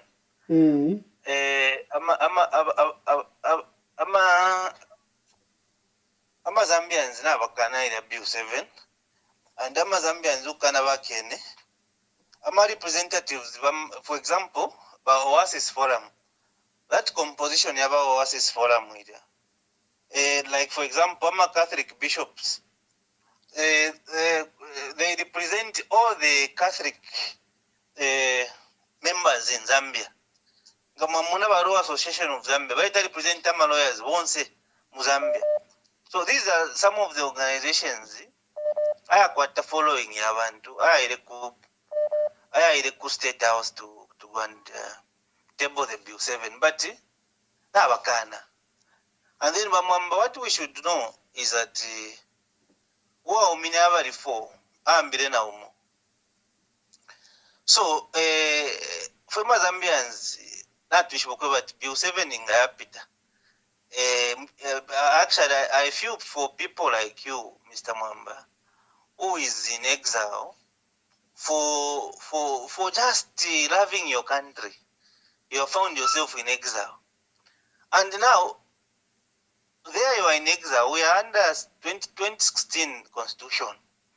Nombanga twawa under Bill 7. Wamwamba bushe mumukabwera kucharo mu Zambia. Tamakabwele because Bill 7 it is support the Wunkarwe sana Bill 7. And when you look at most of the content of the Bill 7 is to one part state. Now, the example I can give you, it is me who is here in Livingston, and I've been in Southern Province for a long time, from 1996. Now, Southern Province, I'm a councillors, I'm a MPs, I'm a mayors, won't say by UPND. But now our president by UPND, now our vice president by UPND. But in Southern Province, mo UPND ya kwa sana support. Muise background mo ninsala ili Southern Province. Southern Province wa Mwamba, muli insala. So insala ta ili insala. Insala konse ko ili insala. And then, ababantu, in terms of development, ama councillors, ama MP, bonse na bakwataba. No, but why are they failing to develop? Even in areas where they have 100% support. Nombanga abantu n'abafiro kuteka ekyalo babikepo n'okutalimfyo kwikalirira efyo balayikalirira finji. So pali Bill 7 yena, what I'm saying is that Zambians pali Bill 7 yena 10 twikatyane fe sana fe naba opposition bonse ama churches bonse fe 10 twikatyane fe. I think ida proposal yali pa first yaba Oasis forum with before tabalaya kunanikana ku state house. I think it is way so that for Zambians that is the only way to allow push kuli nanikana kuli feel if we feel circumstances ngatwarorera ati bakayipingula bene bakomfwa ababata tata bomfwa that's why nabarungu tatwashikira pali nomba. So for Zambians through our leaders aba Oasis forum, I think this is the high time that we should call upon each and every Zambian to summon their courage and stand up for Mother Zambia. Na bonse abali mu diaspora abaneso abengira abachula abantu bali ku kifungo kwa buli milandu banakakinda omulandu balifuta kale bakite bale serving sentence banakachinda omulandu ushabako. So ama example ningapera yenge abena muna Zulu abena jeje banda those are aboni abantu abayishibikwa sana kuli abengi abachudire under this regime. So before balipo ko kutira umwenzo tufute tulire chalo chesu ichi chalo chesu na chiri captured mulandu ama minerals tukwete muno chalo ama minerals yesu unonshi bwesu ebo artificial kokwaso unonshi bwesu bambo kutupanisha. How casty are we as Zambians? Aba mwamba vingi fya kulandaninga kwata mutima ola fulwa sana na totera sana. Thank you very much. Thank you very much. And let me take the last caller. Whoever is calling becomes the last caller. Hello, caller. Please tell us your name and where you are calling us from.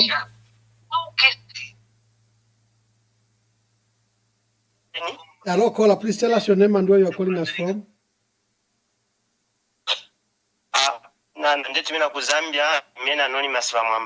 Yes, thank you.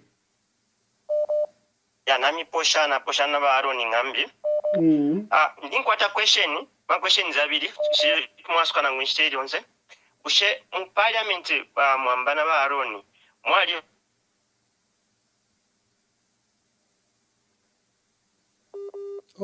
we lost Hello? We lost you there. Repeat the question, my brother.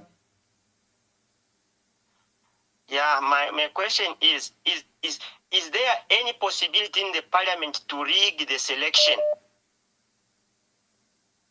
That's my first question. Are you with me? Yes. We can hear you. Go with your second question. Hello, are you with me?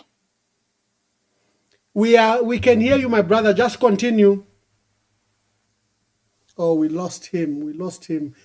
I hope he's the one calling back. Hello, caller. Please tell us your name and where you're calling us from. My name is. I will try to remain anonymous for a moment. Yes, anonymous. Yeah. I followed this debate from when it started, but I'm worried that there's a certain section of the Zambians which has not given out its voice against this evil bill. And the special case in point is when you look at the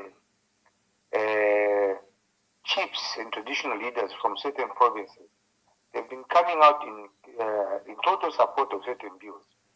But we have seen some muteness, especially in northern province. Everybody's quiet. Even the chiefs now are intimidated because, if I recollect, there was a time when even the paramount chief of northern province was very had an article in used to do some articles in the Post, which were very commented on social matters and very politically inclined, and they were meant to move Zambia into a better democratic space. Now, if Mukuni was very, very, very vocal during the time when UPND was in opposition, I am surprised that our chiefs have all of a sudden gone quiet, and they don't have a say when it comes to issues of what is the position about the interest of their subjects, especially based on the fact that right now they have become second or third class citizens, not even second class citizens, probably they are last on the pecking list. The Easterners, no, this is not a tribal thing, it's a fact, because the articles are bound which are showing that all appointments are being made from southern, western, and northwestern. And if you have to look for the pegging list, it's southern first, western second, northwestern third. Then you go on Sierra, Chigumula, we are just the fourth class citizens who, if you get if you get a position, that is just by a speck of luck. Now, if you're a chief and you've got subjects spread all over Zambia, you ought to speak for your people and say, look here, what is happening is not fair. But why are our chiefs so mute, so quiet, while chiefs from other areas are talking? And our chiefs have kept quiet. Are they scared that they will be locked up because they have commented on something which is affecting their subjects? I would want somebody to clarify what. It's like some of us, we may come from these regions, but we still don't have any representation because in Parliament, our representatives are still not being heard. Like the gentleman who talked about the judiciary. There's no judiciary. Any case which goes to court, you know the ruling. Today we heard about Badan Pule that has been found with the case to answer. It's clear. It will be 90% certain, 95%, 99% certain that Badan Pule will be convicted.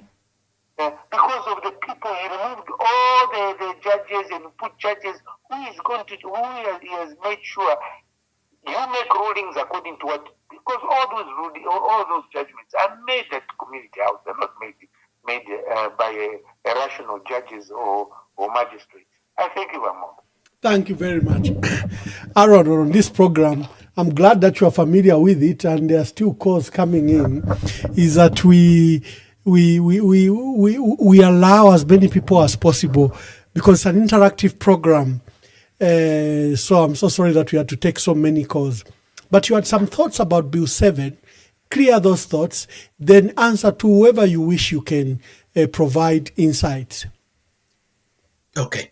Yeah, thank you very much. I appreciate that. I wanted to give context to where we are with Bill 7 and what my thoughts are, but also just clarify something that I said on BBC. I think very important. And what I wanted to really say is that the genesis of Bill 7 is a problem. Okay? If you remember, the UPND, through the Minister of Justice, then it was Haimbe, who said that we're going to start with non-contentious clauses in the Constitution. Okay? They said they're going to work this out as the executive, as government, and only bring to the Zambian people non-contentious issues. Okay, this is just at the very beginning, if you recall that. Now, when you look at Bill 7 as it is, with the 13 clauses or changes, amendments that they want to make, I want to say something to the caller that spoke in defense of Bill 7. He said, but, this is okay, so the bill is fine. The problem is we fight too much as Zambians. My response to that is that when Hakainde Hichilema was debating Bill 10, the president in the opposition, he said that there are many progressive clauses in Bill 10. But in this Bill 10, there are still one or two clauses that are problematic. Therefore, it is poison. Okay? This is what President Hakainde said. And I want to show the Zambian people and your audience, Ambassador Emmanuel Mwamba, that yes, there may be 2 or 3 or 5 out of 13 clauses that may be good and progressive in Bill 7. But let me show you what I have a problem with. Okay? And this is the point I tried to raise with the BBC. Number one, if you look at the first clause, A, it says revise the composition of the National Assembly to provide for the increase in the number of constituency-based seats from 156 to 211 to achieve the delimitation report by the Electoral Commission. Now, the Electoral Commission has not published that delimitation report to the Zambian people. So we don't even know which constituencies they're going to divide and increase. That is problem number one. And this I want to warn the members of parliament, those who are on the fence, those who appear for opposition and they're so unsure or there are rumors that they have been bought. The problem is that you don't know who and what you're dealing with. Okay? This specific clause will be used as a bait and switch for you. Okay? Some of you will go and vote for Bill 7 and thinking that if it passes, your constituency will be divided. Therefore, you take one side and still win and come back to parliament. And the other side will be for maybe a UPND member or someone else. But what will really happen is that when your constituencies are divided, for example, Kalulushi is divided in Kalulushi and Chambeshi, what is going to end up happening if a member of parliament from such a constituency votes for it? I can guarantee them that there's no guarantee with the UPND. You can't make a deal with the UPND thinking that in the election they will support you and that you retain one side of that constituency. This, you remember me, it's going to be a bait and switch. You vote for this bill, you're going to make this bill pass as an MP thinking that yes, they've promised that they'll split the constituency and they've even maybe promised that they'll support you. But the nomination will not come from any of the party that you're going to run on. The UPND will not take you in, and this is going to be a disaster for you personally. I can predict that. And there are some people that are my friends, in fact, ambassador, that may be mutual in politics, that I can tell you that are very much aware of predictions and things that passed and how they've happened. So the UPND do not mean well when it comes to the limitation. Because if they did, they would have produced the delimitation report by now from the Electoral Commission. They would have shown the Zambian people, these are the so many seats we're going to increase from this region, in that region, and so on and so forth. Because they have not done that and they want the bill to pass.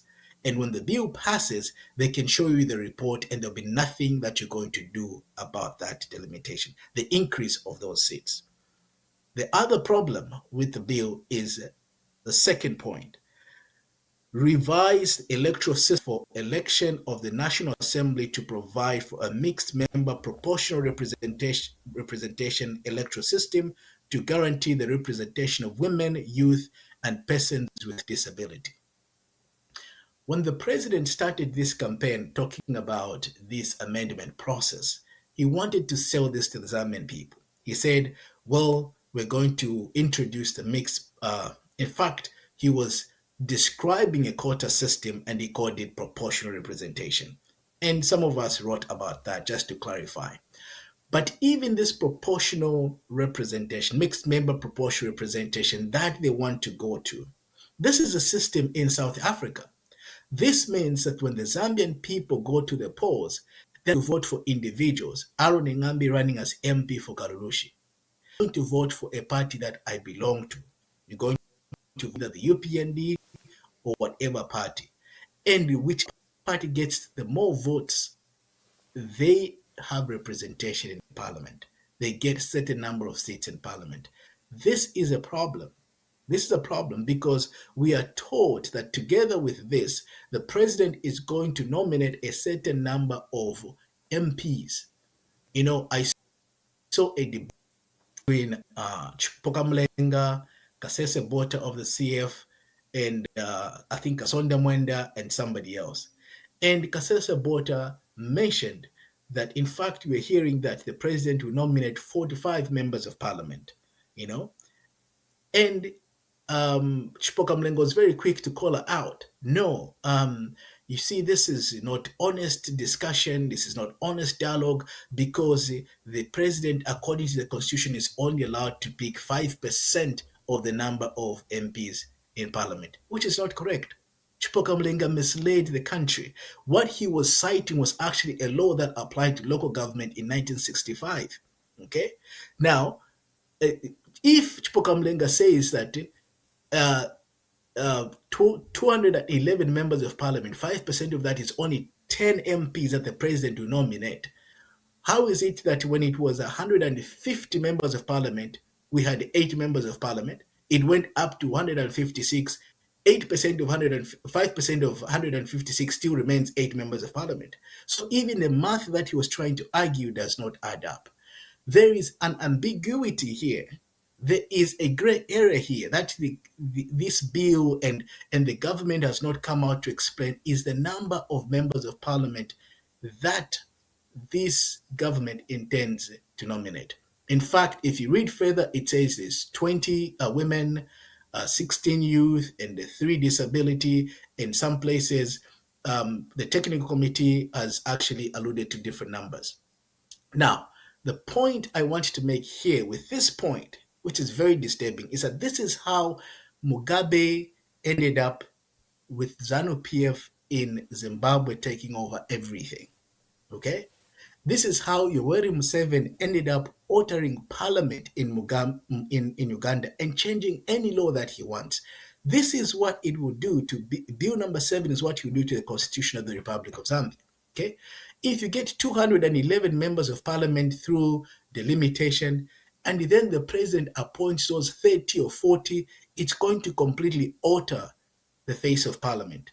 And the UPND will get away with anything that they want to pass. They'll have 2/3 majority and they change the constitution for whatever it benefits them. This is a problem.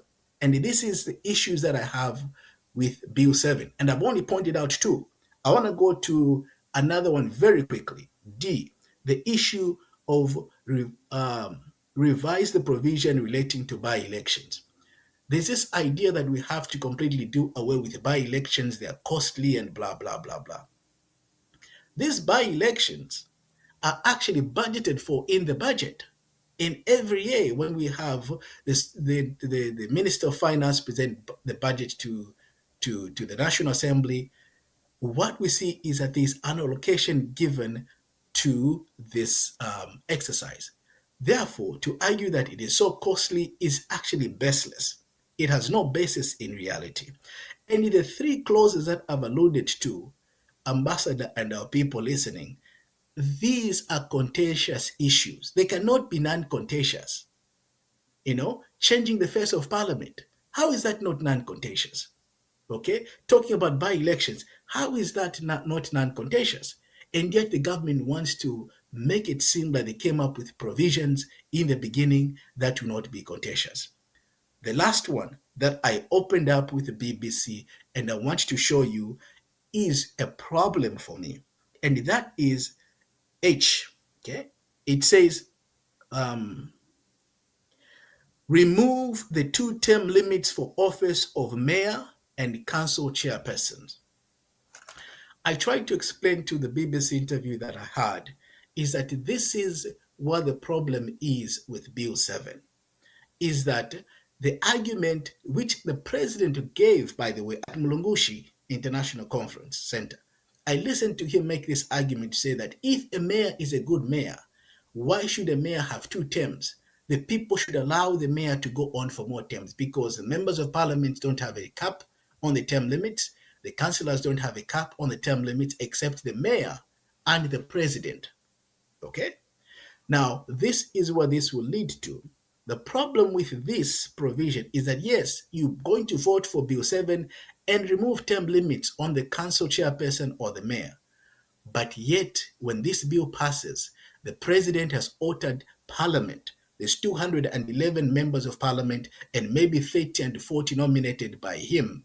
Okay? And they have 2/3 majority. The president will go back to parliament and say, all the elected officers, councillors, council chairperson, mayor, MPs, all of them do not have term limits. Why should the president have term limits, two term limits?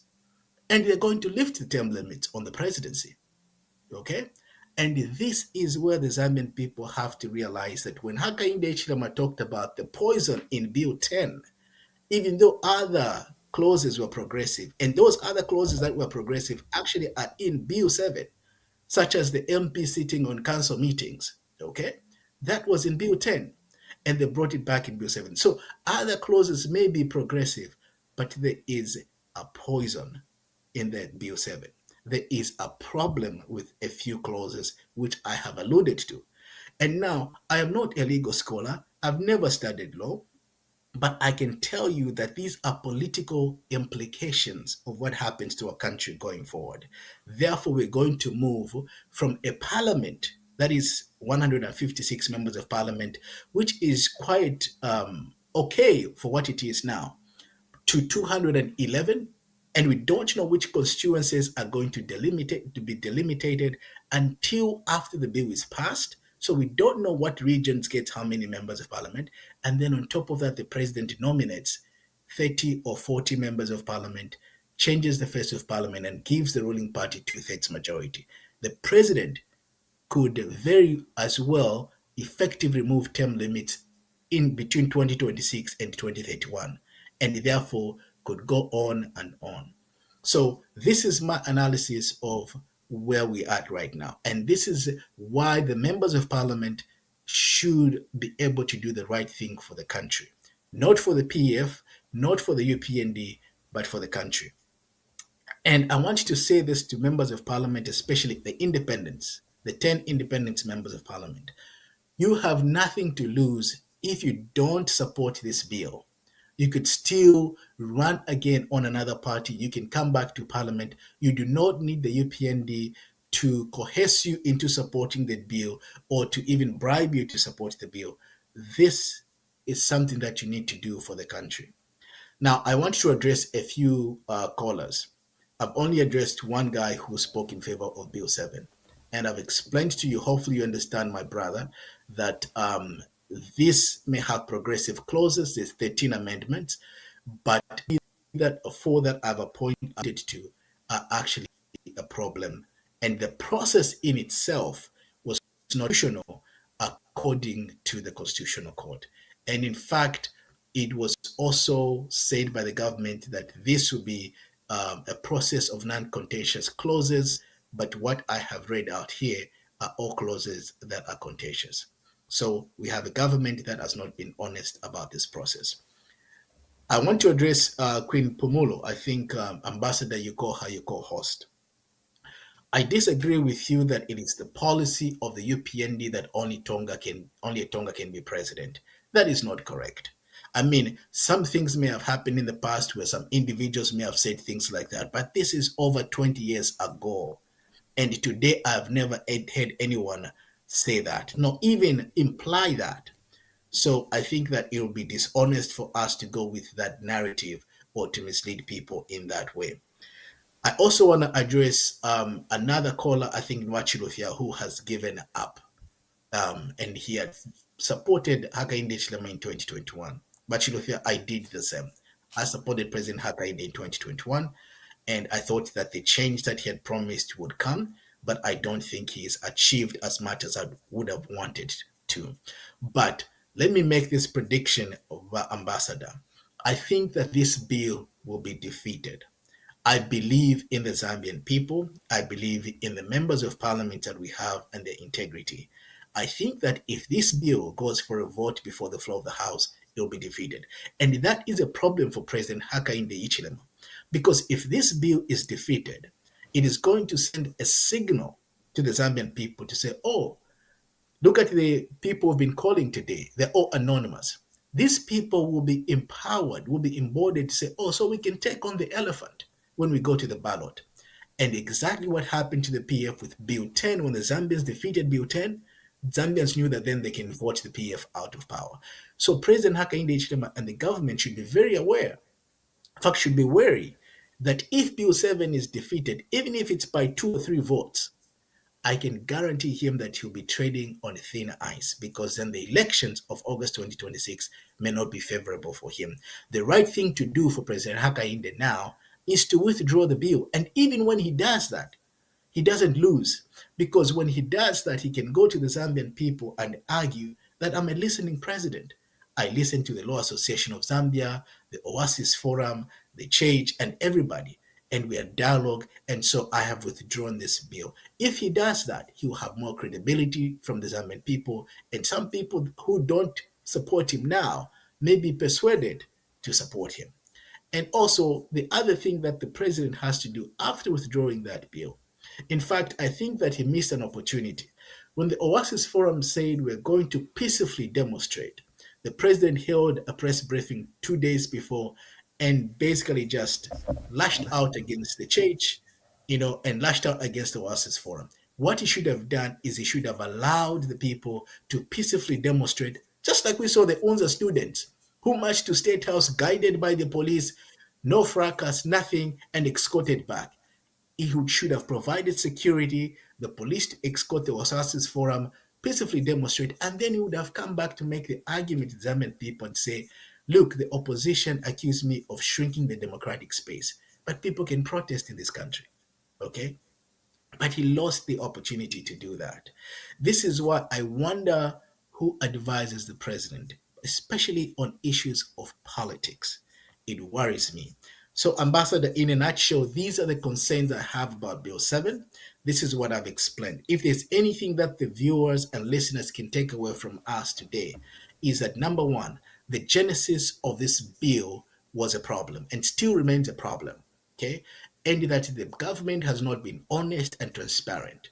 And thirdly, that the Constitutional Court actually supports the position that I take now, that this bill was a top-down. It was imposed on the Zambian people from the executive. It was not consultative. And then the issue of the technical committee is another issue, because I would have preferred that the technical committee is formulated by a legal framework through an act of parliament, and that gives it legitimacy and authority to work independently as the Constitutional Court guided. The committee has, even though the individuals are appointed by the president, but the mandate had to be given to them constitutionally, and they should have been independent. We did not see that in the process. This is what is lacking. And these are the clauses, just about 4 of them that I've mentioned, which are contentious, but they told us that this bill will be non-contentious. And also, we see that the bill has been brought back to Parliament for second reading, not the report, not incorporated with the report from the technical committee, but actually the raw bill as it started, the bill that the Constitutional Court said the process was flawed. So this is worrisome. It is worrisome for me, and it's worrisome for any well-meaning Zambian. Thank you very much. Thank you. We're hosting, geopolitical analyst Aaron Ngambi is given his perspective on the state of the nation, and is also given a perspective on the state of Bill 7, the flawed process that we are being forced that it should become part of our constitution. The gentleman who called from UK, who supported Bill 7, well, he supports the UPND, but this is what we are talking about, intellectual dishonesty. If something is wrong, is wrong. He was saying Bill 7 has some good things. Well, are you going to eat the nshima that has been cooked in the mortuary just because the nshima looks good? You will not question the process. He doesn't want us to question process.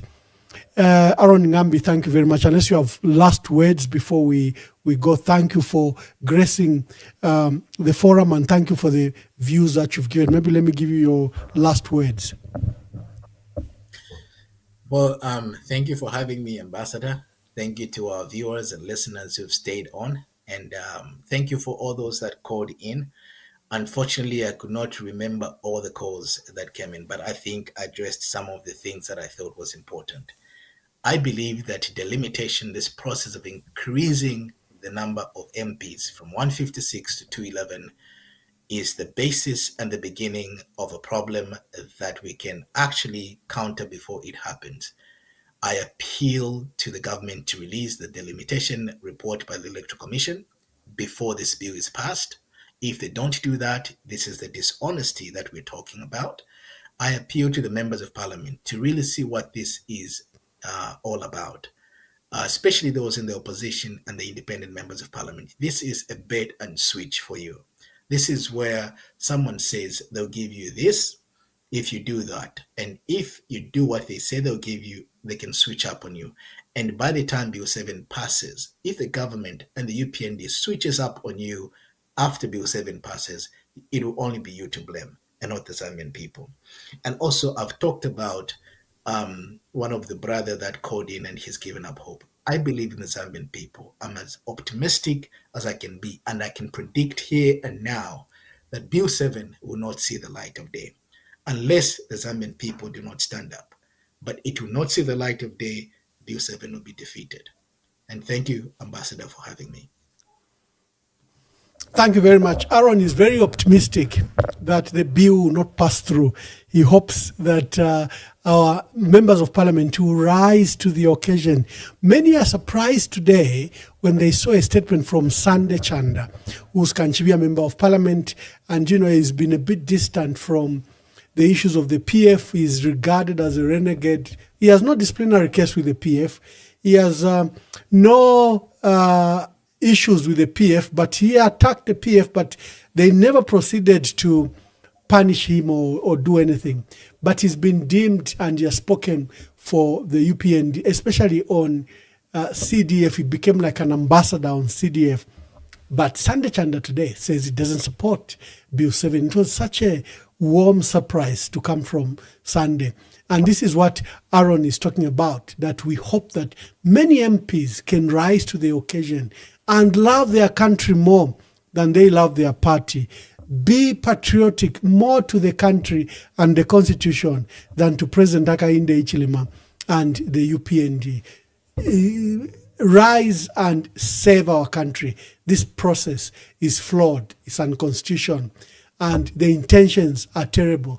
Like you said, the case of Rwanda is very indicative, where a minority president from a minority tribe superintends over it. Why? He crafted the institutions of the state in a manner that it can be removed, and it scores up to 94%.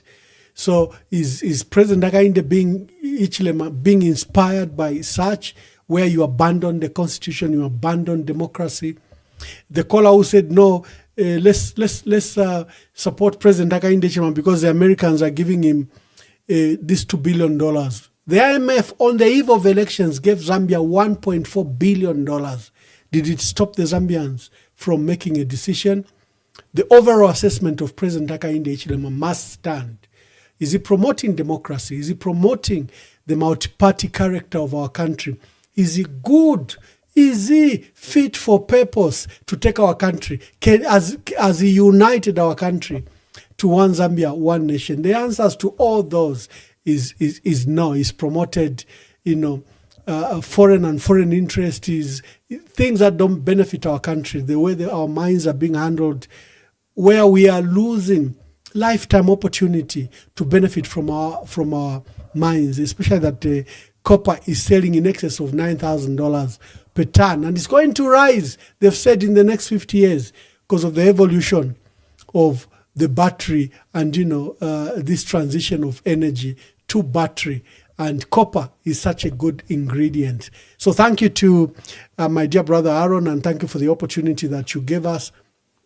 God bless you. And to our dear viewers and our dear callers, you make this program. Continue to speak about our country. Continue to speak. Don't give up like over when I hear about things in Zambia.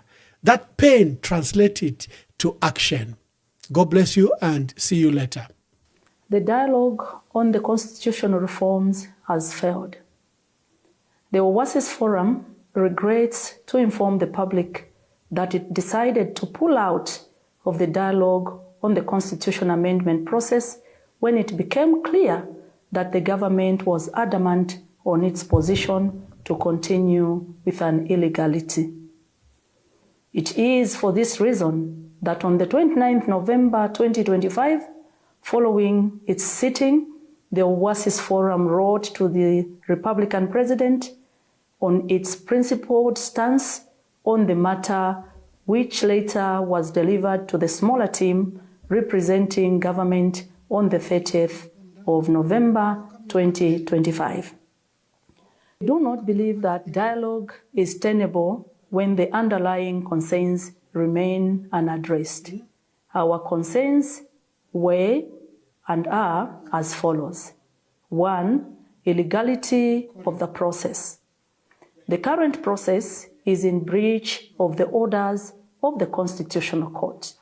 Therefore, continuing the process based on Bill number 7, which the government insists on, is effectively rubber stamping Bill number 7, whose initiation the Constitutional Court declared a nullity due to a lack of mandatory broad public consultations in the framing of the proposed amendments. The report and ensuing bill from the wake of the technical committee will in itself be illegal. Number 2, lack of legal framework and independence.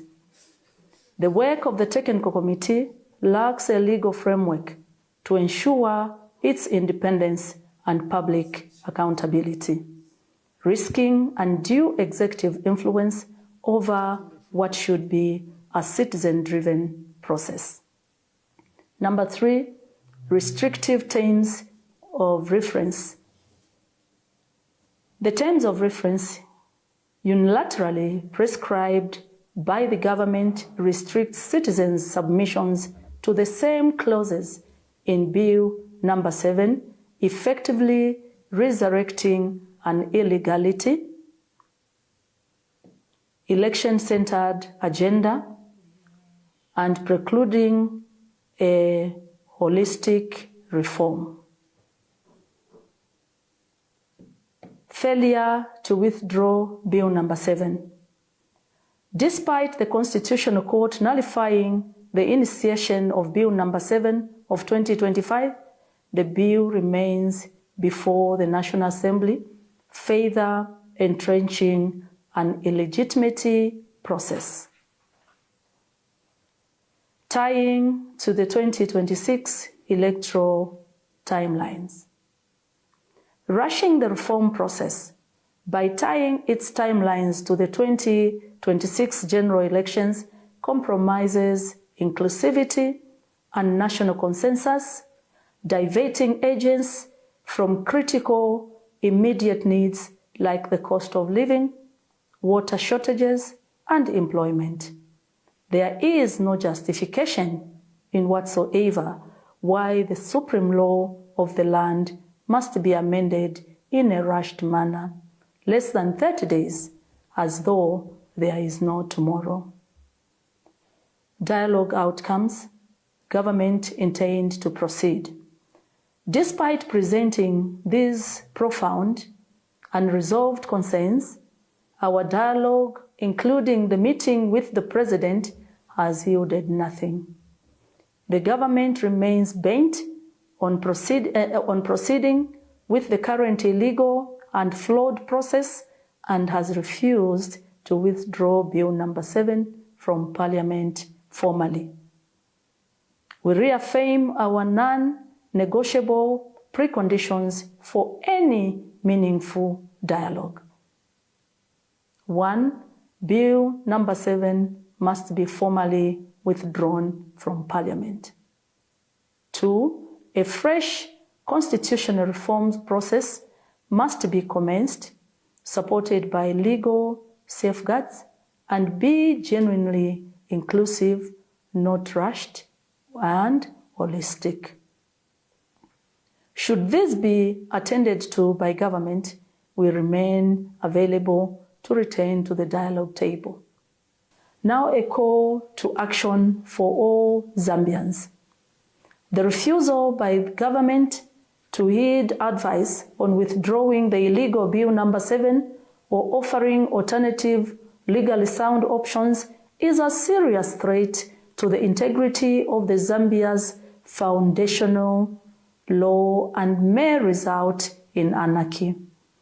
The government's current approach demonstrates an apparent lack of interest in genuine, people-driven dialogue. We therefore call upon all Zambians to stand in defense of constitutionalism, the rule of law, and good governance. We only have one Zambia. Take the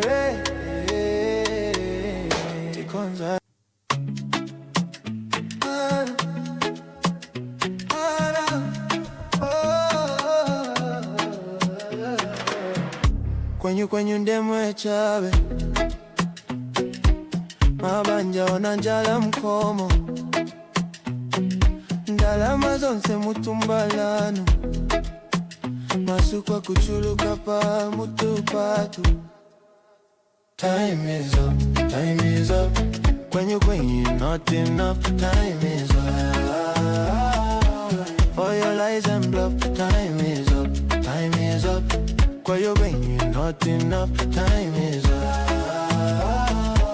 For your lies and bluff. Kanizanu ndizo panda pindu. Anakulira miseu mwatu. Tikufuna chilengede chazo pano. Osati mapoke tanu opindika ndalama. Listen to the cries, they're louder than your lies. You can't silence the truth. It's time for the youth. Time is up, time is up. Kwenyu is not enough. Time is up. For your lies and bluff. Time is up, time is up. Kwenyu not enough. Time is up. For your lies and bluff. We rise, we stand, we fight together for the children, for a better forever.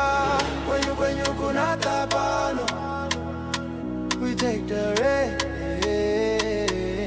Tikonza jiko.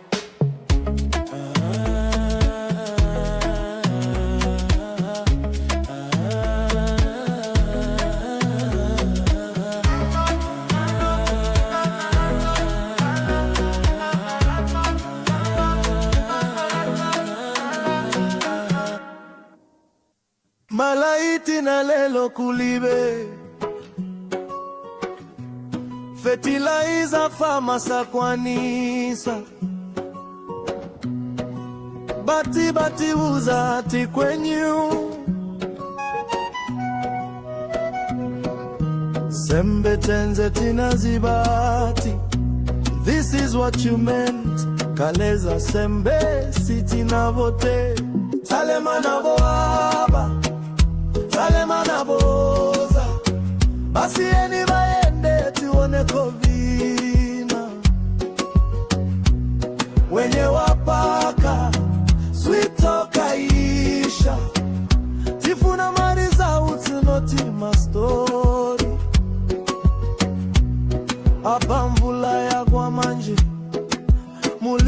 kana fole fertilizer yotulatiza gula bonji apati yenda kuma elections muzani pasa exuze bwanji ndabachionekani napanga mistake talemana boaba talemana boza basi eni maende tione kovina wenye wapaka switoka isha tifuna mariza usunoti mastori inokuya pamarket mwe vantu ndefwako fertilizer 750 ayo kwali va fertilizer 750 njive vice president njivalandzile venga vepati ayo kanshinyavo kashite ku parliament V.